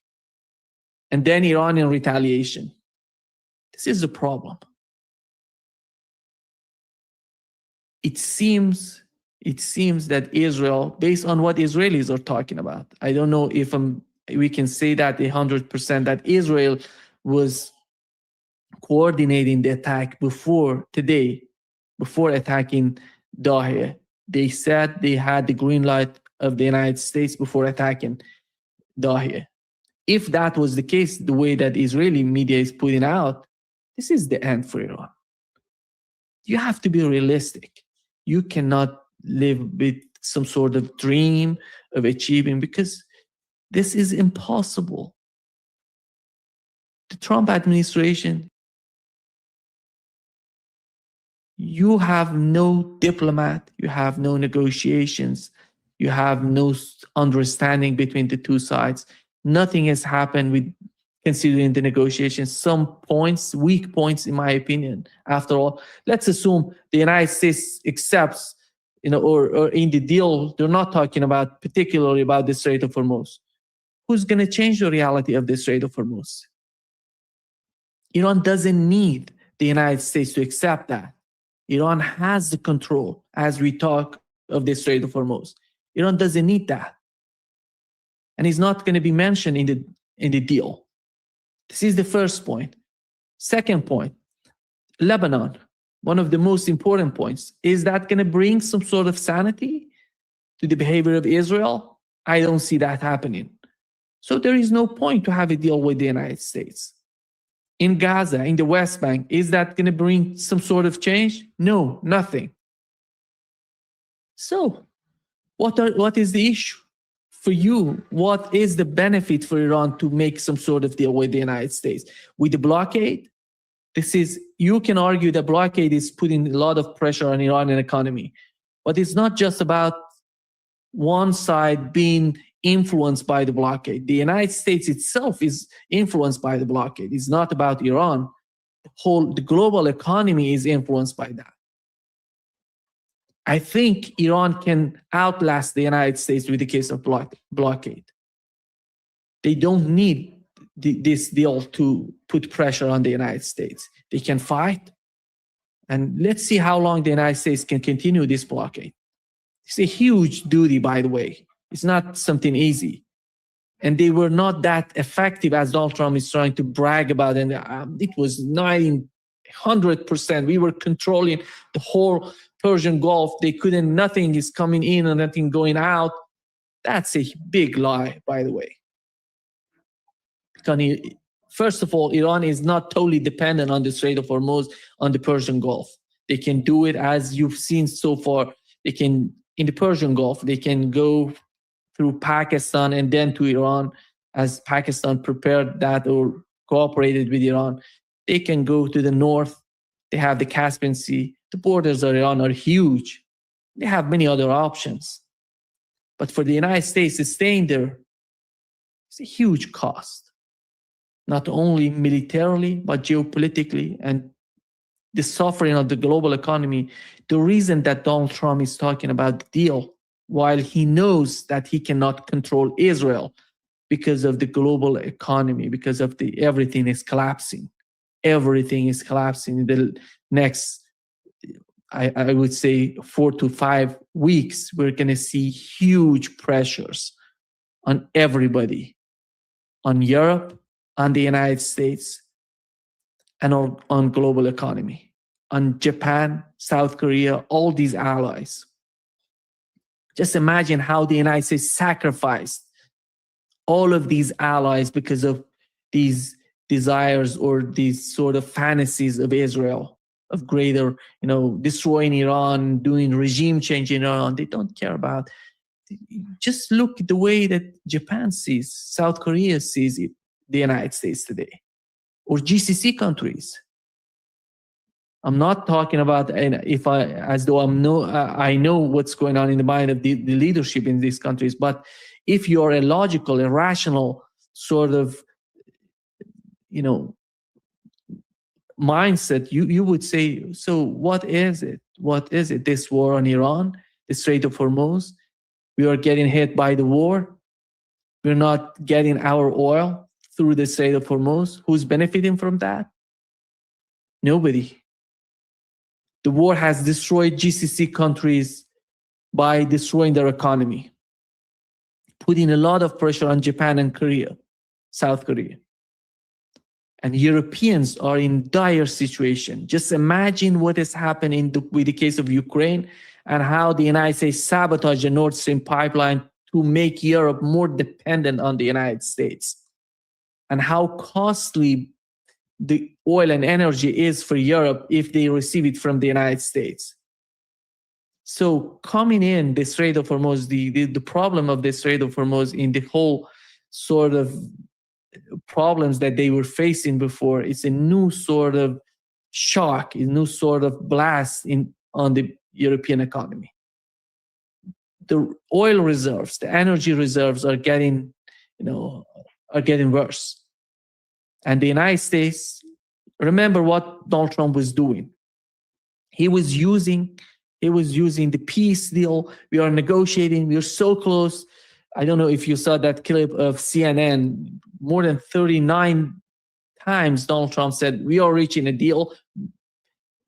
The United States and Iran are getting a new deal, and it's going to be everything going to be big and beautiful and so calm, and We are going to, because every time he's using the American resources, the American reserves of oil and gas and everything they have to balance the oil market.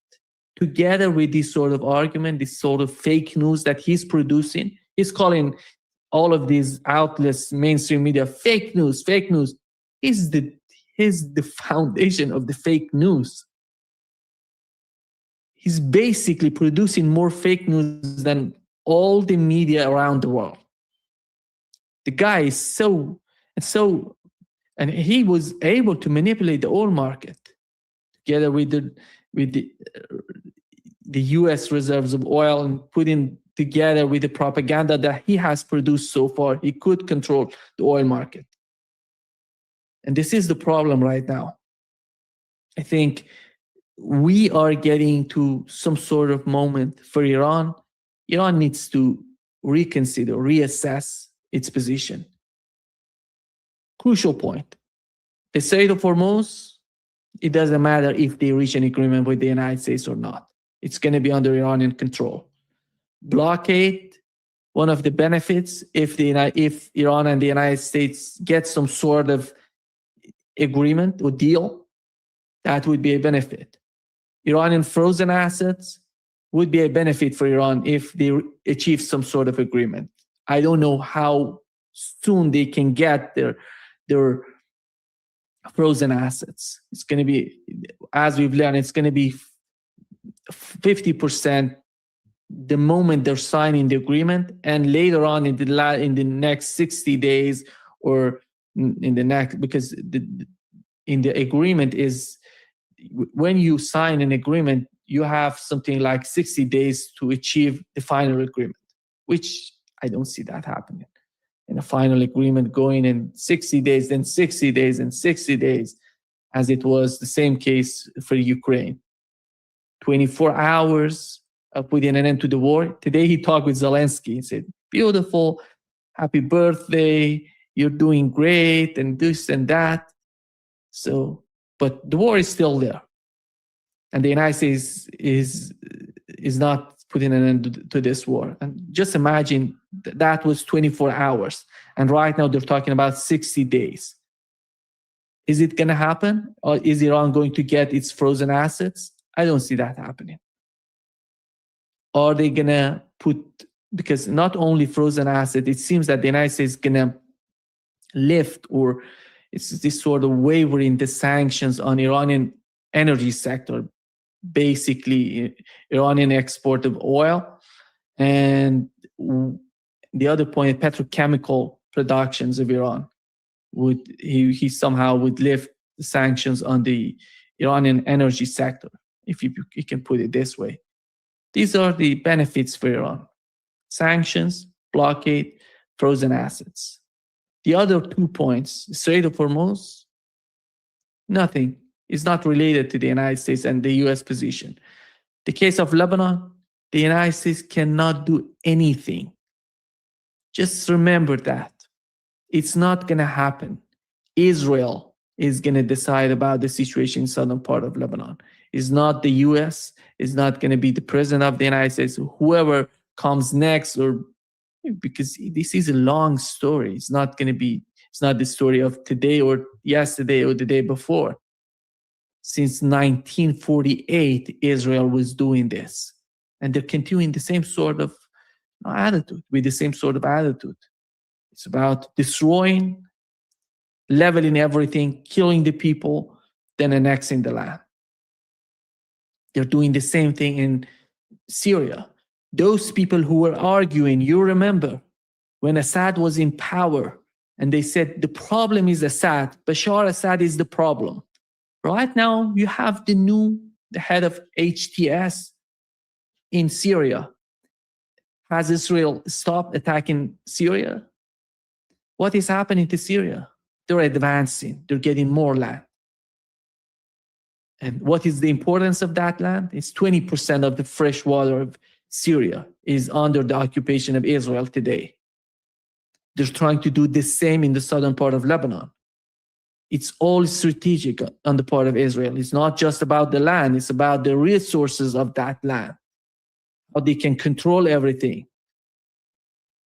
And there was a meeting between al-Jolani, al-Shara, and Lebanese prime minister. In that meeting, he said to Nawaf Salam, he said, there is no point in negotiating with Israel. There is no point. This is the head of HTS. This is, he's not even related or close to the acts of resistance. He's totally in the hand of, under the thumb of the United States. But he's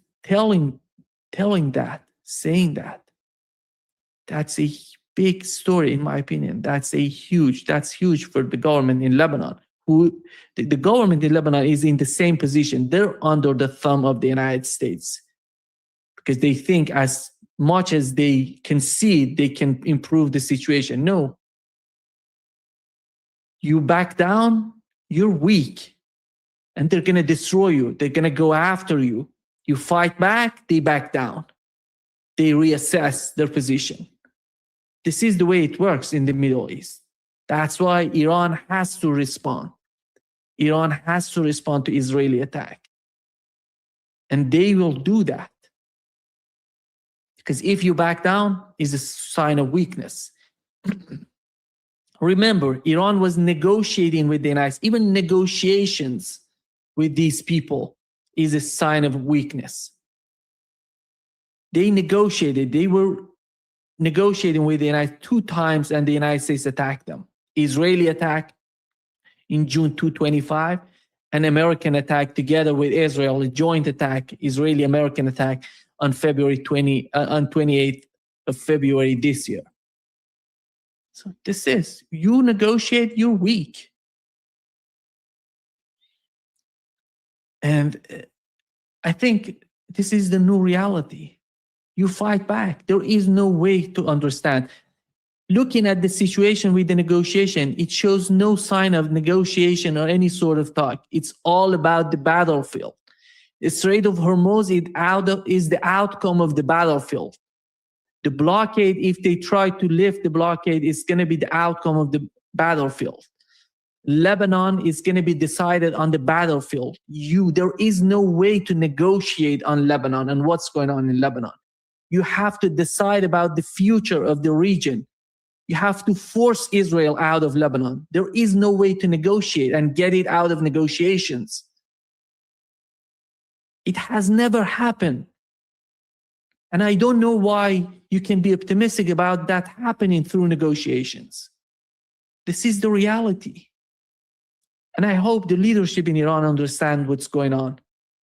And this is the important moment. It's not about the deal. The deal can be signed, a little letter and document. There was a big deal. There was a big agreement between Iran and the JCPOA. That was, even it's not comparable with what's going on right now. JCPOA, the Iran and the United States negotiated on that deal for something like 3 years, 2.5 and 3 years of negotiations, not only politically, but technical teams coming together, negotiating, then signing the agreement. And the day after, Donald Trump came in and destroyed everything. Nothing is there. So the leadership in Iran, the leadership in acts of resistance should understand this is the reality. It doesn't matter what you're doing. The day after the signature, you're signing the deal, they're going to come out and say, we don't care about it. It doesn't provide us. It doesn't benefit us. So let's throw it into trash. And this is the moment for the acts of resistance to reassess, to reevaluate what's going on. Are they going to benefit? It's not about Iran. Remember that. It's not about Iran. Because Iran is defined within the acts of resistance. With Yemen, with Iraq, with Lebanon, with Gaza. Because if you want to put an end to the genocide, I think this is the very crucial and important moment to pursue that. You're not backing down. You're not letting Israel continue with this genocide. Because the genocide is expanding. It's not shrinking. The shrinkage of the genocide is not happening. They're expanding the genocide. And this is the moment that you have to stay. You have to fight back. You have to force them into some sort of understanding that they're not going to continue with this sort of attacks. It's impossible for the acts of resistance to back down. Backing down, it's going to be weakness. It's going to be the end for you. Don't let the United States, in my opinion, they don't have to let the United States what they couldn't achieve on the battlefield. Right now, they dream or they want to achieve it with this sort of deal between the two sides. That's why Iran has to fight back, has to show the importance of their position. Let's see what would happen later on today. We're gonna have more news about what's going on.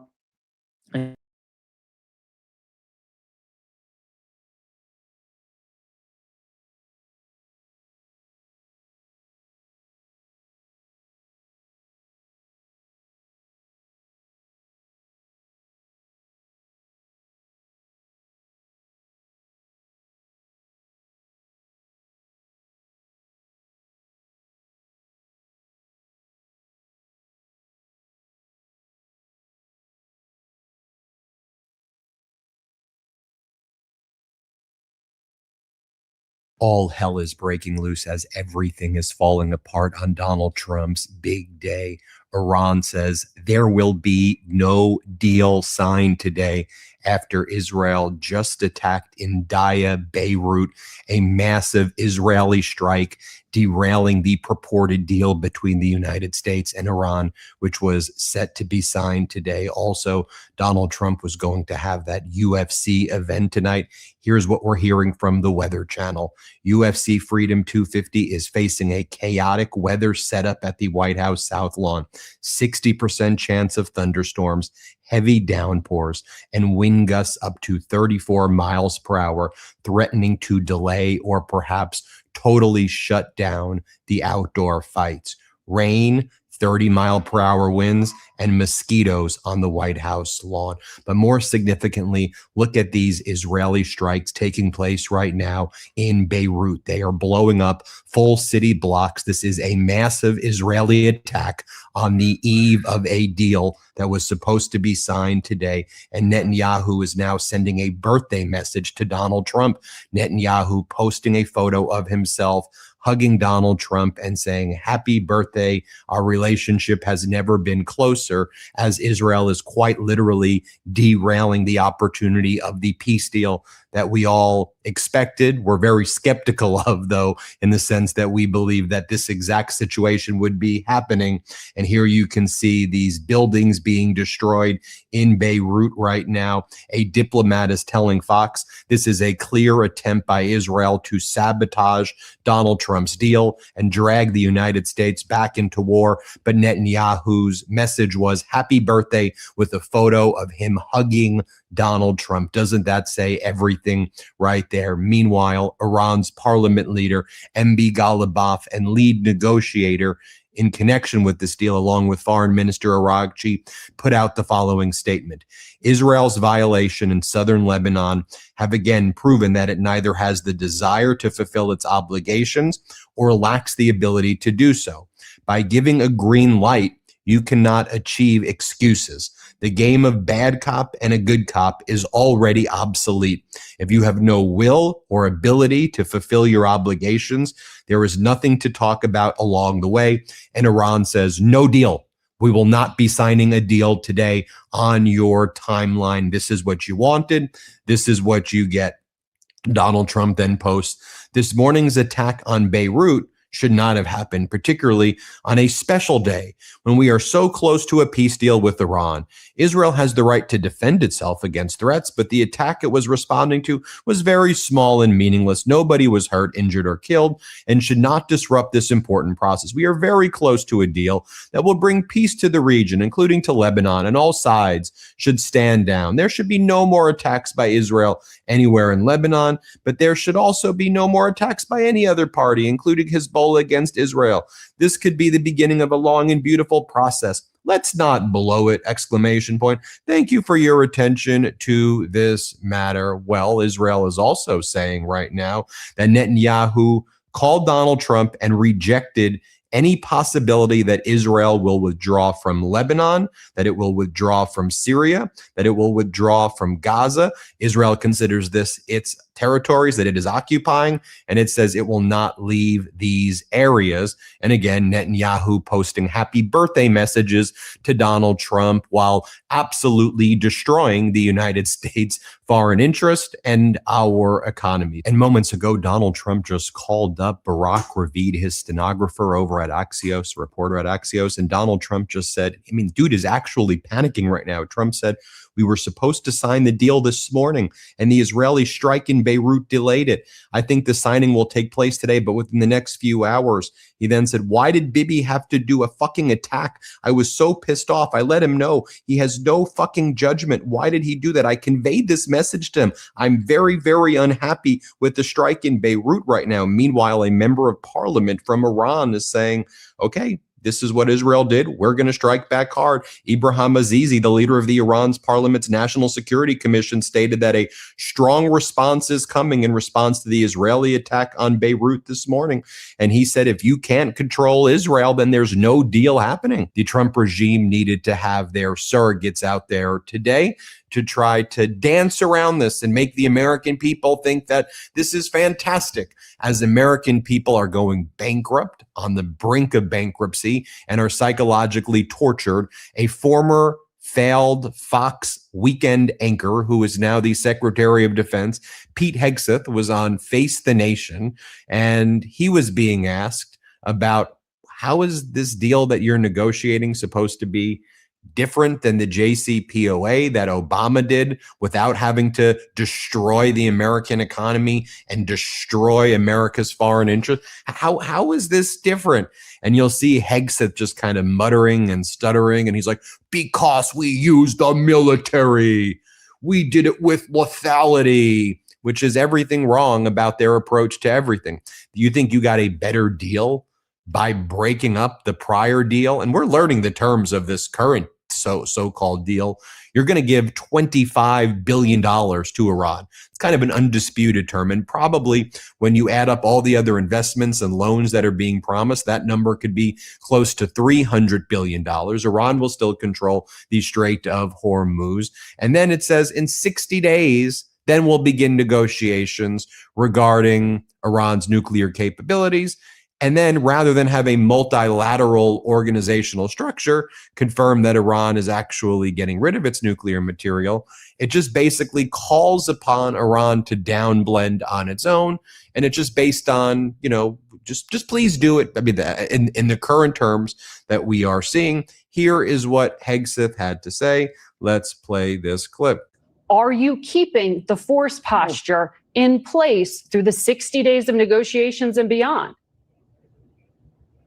Oh, we'll make sure the military option is there. And that's the big difference between this and JCPOA and the way Obama did it. Obama, they begged Iran for a deal, and we bombed Iran and then put in a blockade and then ran ships through and then have restarted when necessary to ensure that they come to the table for a great deal. So our military posture will be whatever it needs to be to ensure they're compelled over this 60 days through the memorandum of understanding that they live up to what they said they would do. The document says Iran will never have a nuclear weapon, won't seek one, won't buy one, won't have one. JCPOA said that too. There'll be negotiations to make that final.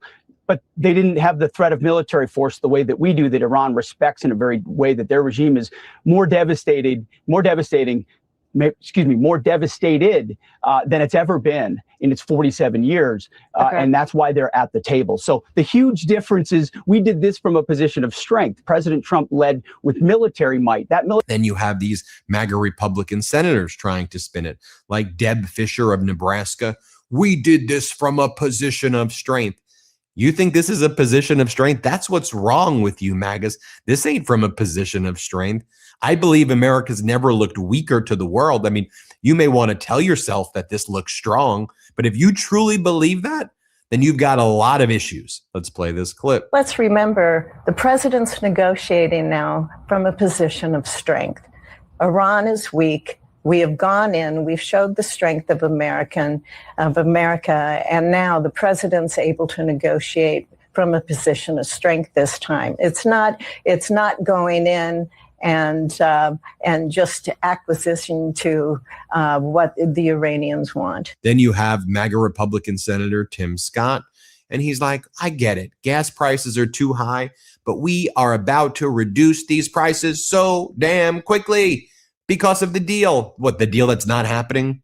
The deal that you keep on talking about? This will be the 40th time of this.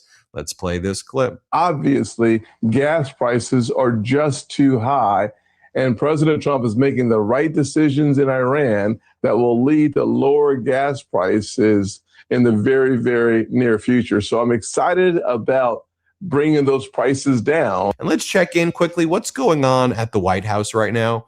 Are they treating the White House with dignity and respect, or have they turned it into a literal junkyard circus with lights that are beaming that are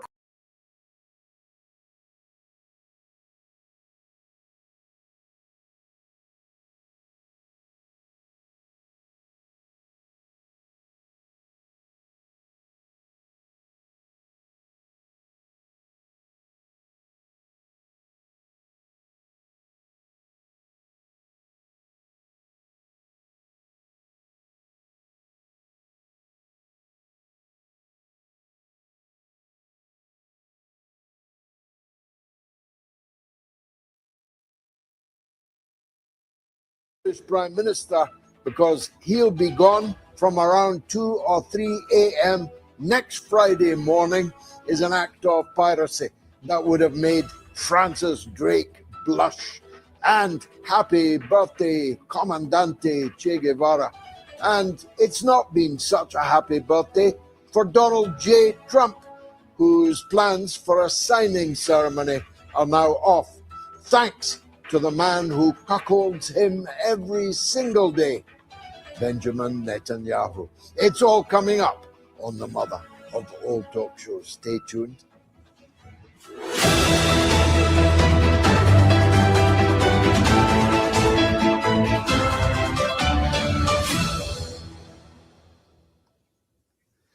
It is a remarkable thing, this World Cup. The England team have been caught in a tornado.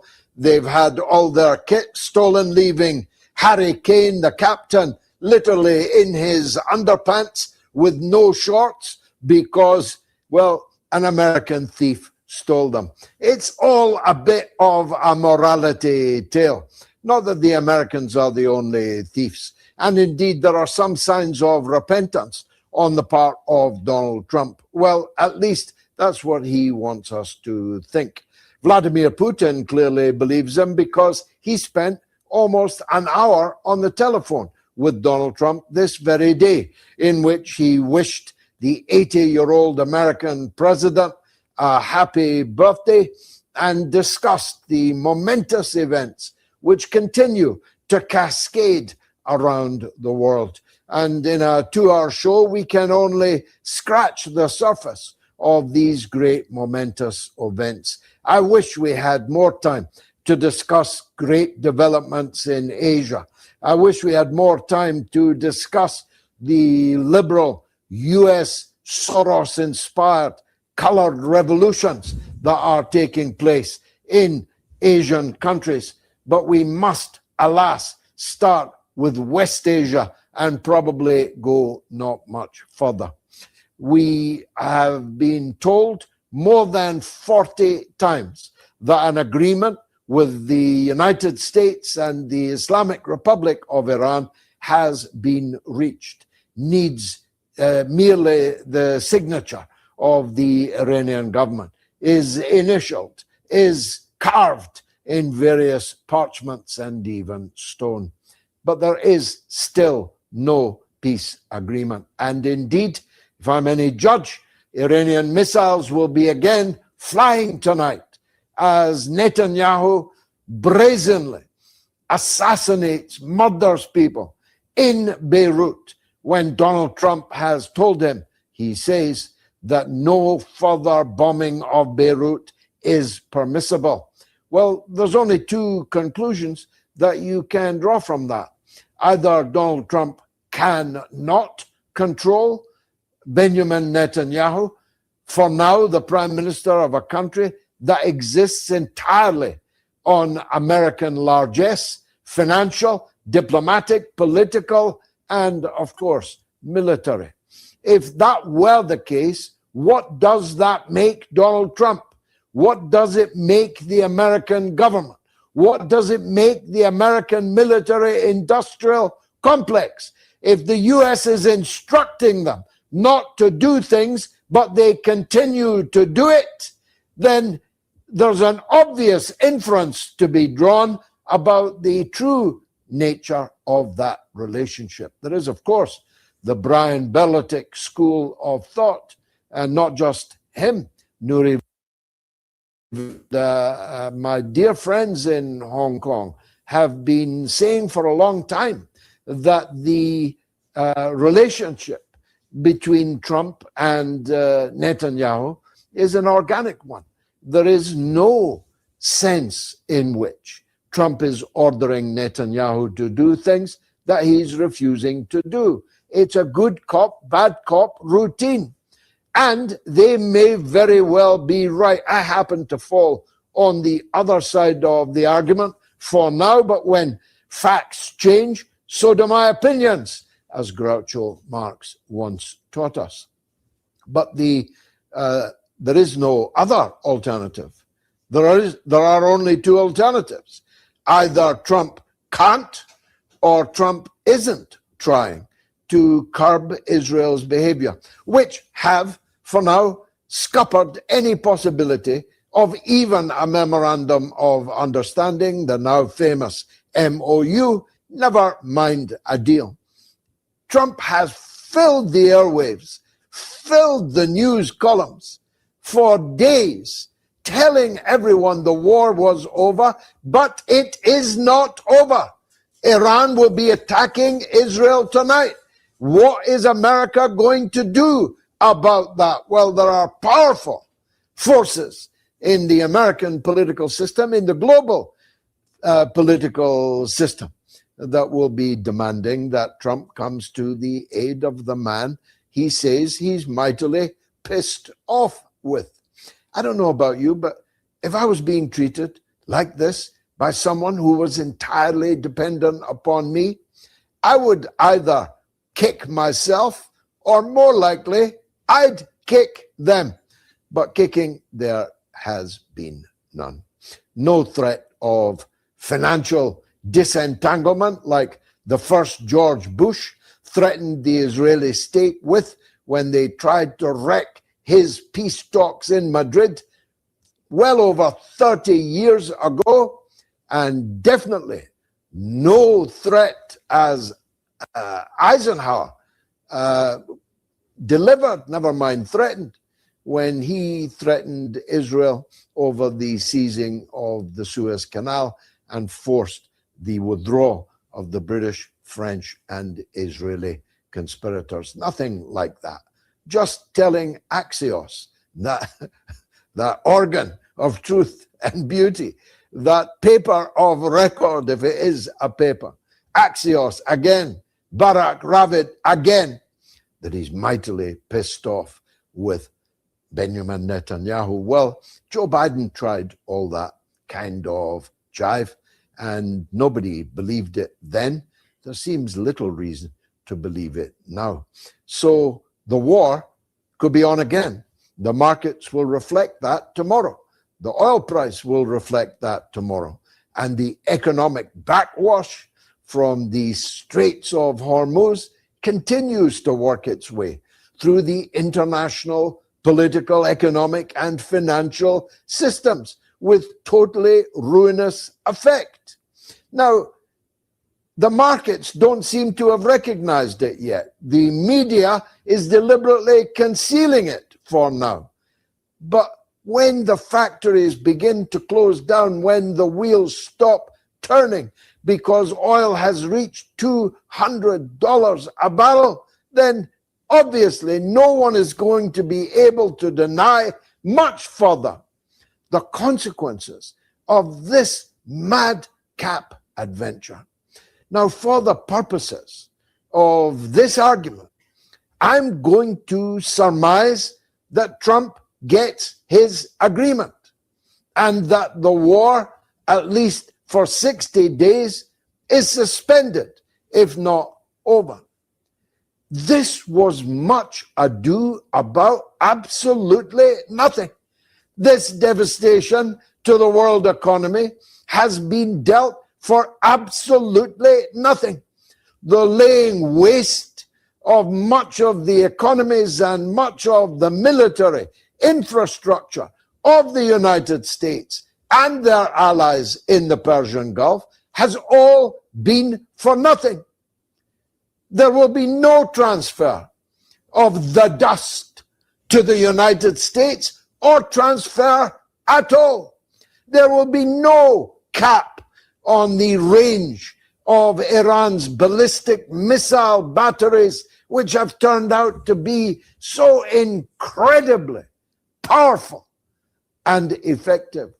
There will be no end to Iran's influence in the region, its relationship with Iraq, with Yemen, with Lebanon. There will be no attempt to so-called de-proxy the various forces in the region who are thought and believed by the United States to be proxies of the Islamic Republic of Iran. None of that has been achieved. What's been achieved? Two things. Iran has undertaken not to build nuclear weapons, but it has always undertaken, I've been saying this until I am hoarse, it has always undertaken never to produce nuclear weapons. It is religiously precluded from doing so by a fatwa issued by the founder of the Islamic Republic, the late Ayatollah Khomeini. The second is that the Straits of Hormuz will be open, but they were never closed until Trump's sneak attack, a day of infamy on which not just the octogenarian leader of Iran, his wife, his daughter-in-law, his grandchildren were slaughtered, and the now supreme leader, the son of the late Khamenei, was grievously wounded, and upwards of 170 schoolgirls were massacred, incinerated, such that they could be identified only by their DNA, by not one, not two, but three American Tomahawk missiles fired into their school as they sat at their desk.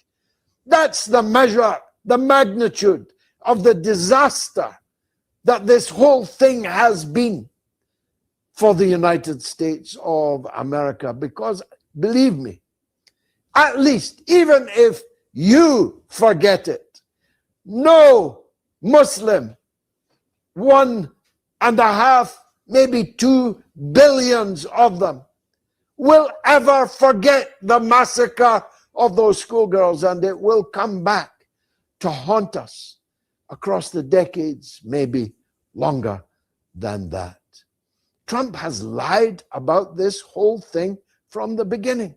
Not just the 40+ lies that it was coming to an end, but the reasons for doing it in the first place. It is now abundantly clear that this was done for Israel. The question, only question, is what does Netanyahu hold over Donald Trump that he can persuade him into a foreign policy disaster, of which the only parallel is Hitler's decision to launch Operation Barbarossa in 1941. There has been no foreign policy disaster bigger than this since then.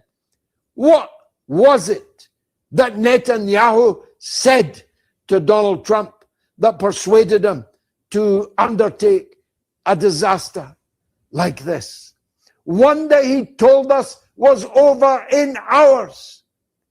He told us that the Straits of Hormuz was open, but he's still telling us that the great victory he's achieved in this negotiation is to open the Straits of Hormuz that he said had been open on the first day because of American power. He said over and over again that Iran's army had been destroyed when it hasn't even been touched.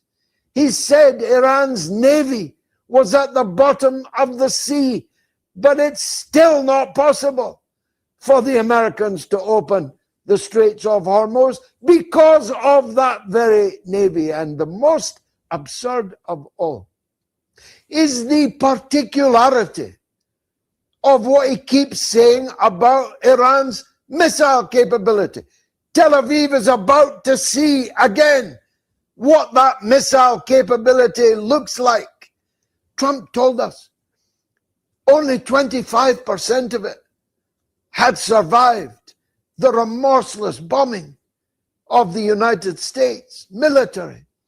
Sometimes he said 21%. How particular is that? 22%.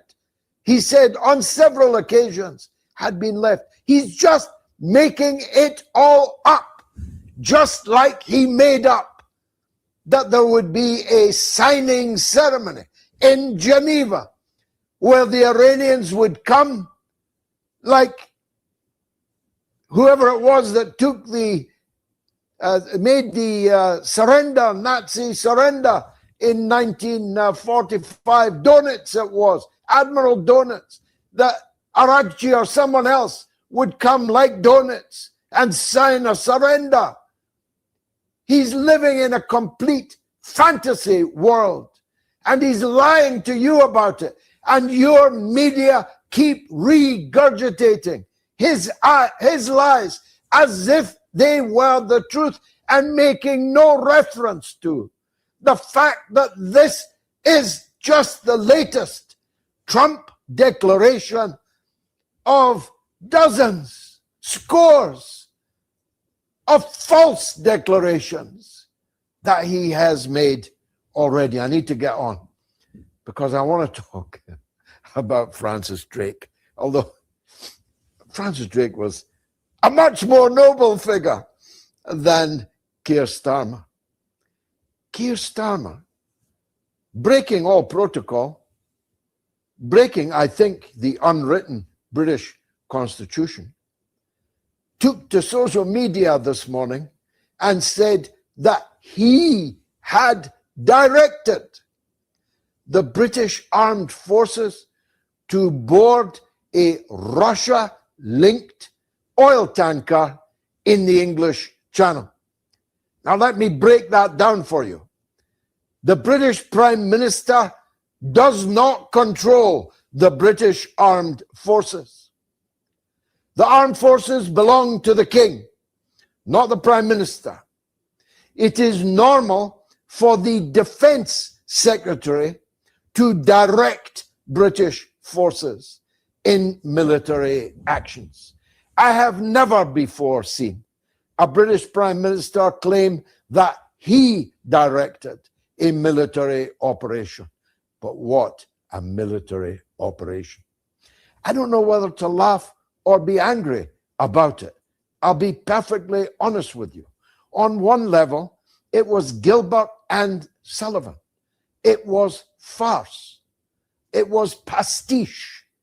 Heavily armed Royal Marines, of which I was a long time ago almost one, were sent to clamber aboard a Cameroonian, not Russian, a Cameroonian ship in which not so much as a wooden truncheon was held by the crew. It was a completely armed ship.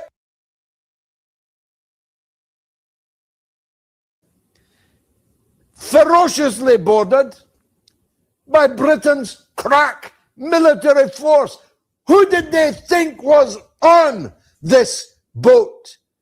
Except a group of bemused Cameroon merchant seamen. They were accompanied by helicopters and cameras, lights in the action. The oil was Russian oil. It's perfectly legal for it to be Russian oil. Secondly, it wasn't in the English Channel. The English Channel doesn't exist. The legal name for that water is the Dover Straits. The Dover Straits is where the tanker was seized in a British pirate action. The Dover Straits are international waters. They have no right whatsoever to deploy naval, air power, or marines onto a ship in the Dover Straits.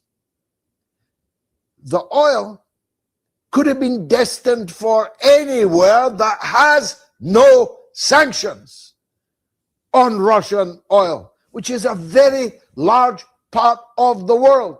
There are no United Nations sanctions on Russian oil. Obviously, Russia and China would have vetoed such sanctions. But UN sanctions are the only legal sanctions. No country has the right to extraterritorial sanction against other countries, except with the express authority of the United Nations Security Council. Therefore, this act was completely illegal. And Keir Starmer's boasting about it on a rare foray in his own name on Twitter. Now, I happen to know a lot about the Dover Straits because my friend, His Excellency, the Honourable Ambassador Craig Murray, when he was the head of the maritime section of the British Foreign Office, drew up the boundaries, borders, and rules which apply to shipping in the Dover Straits. And I've had long discussions with His Excellency about them. So I know that Starmer acted illegally in what will almost certainly be his last significant act. But what significance does it have? The rest of the world is discussing a potential end to a cataclysmic war in West Asia, or discussing the economic devastation coming down the pipe as a result of that war. And Starmer, with his three-cornered pirate's hat on, is launching an operation such as this. I don't know, as I say, whether to laugh or whether to be angry about it. I'm angry about it in one sense.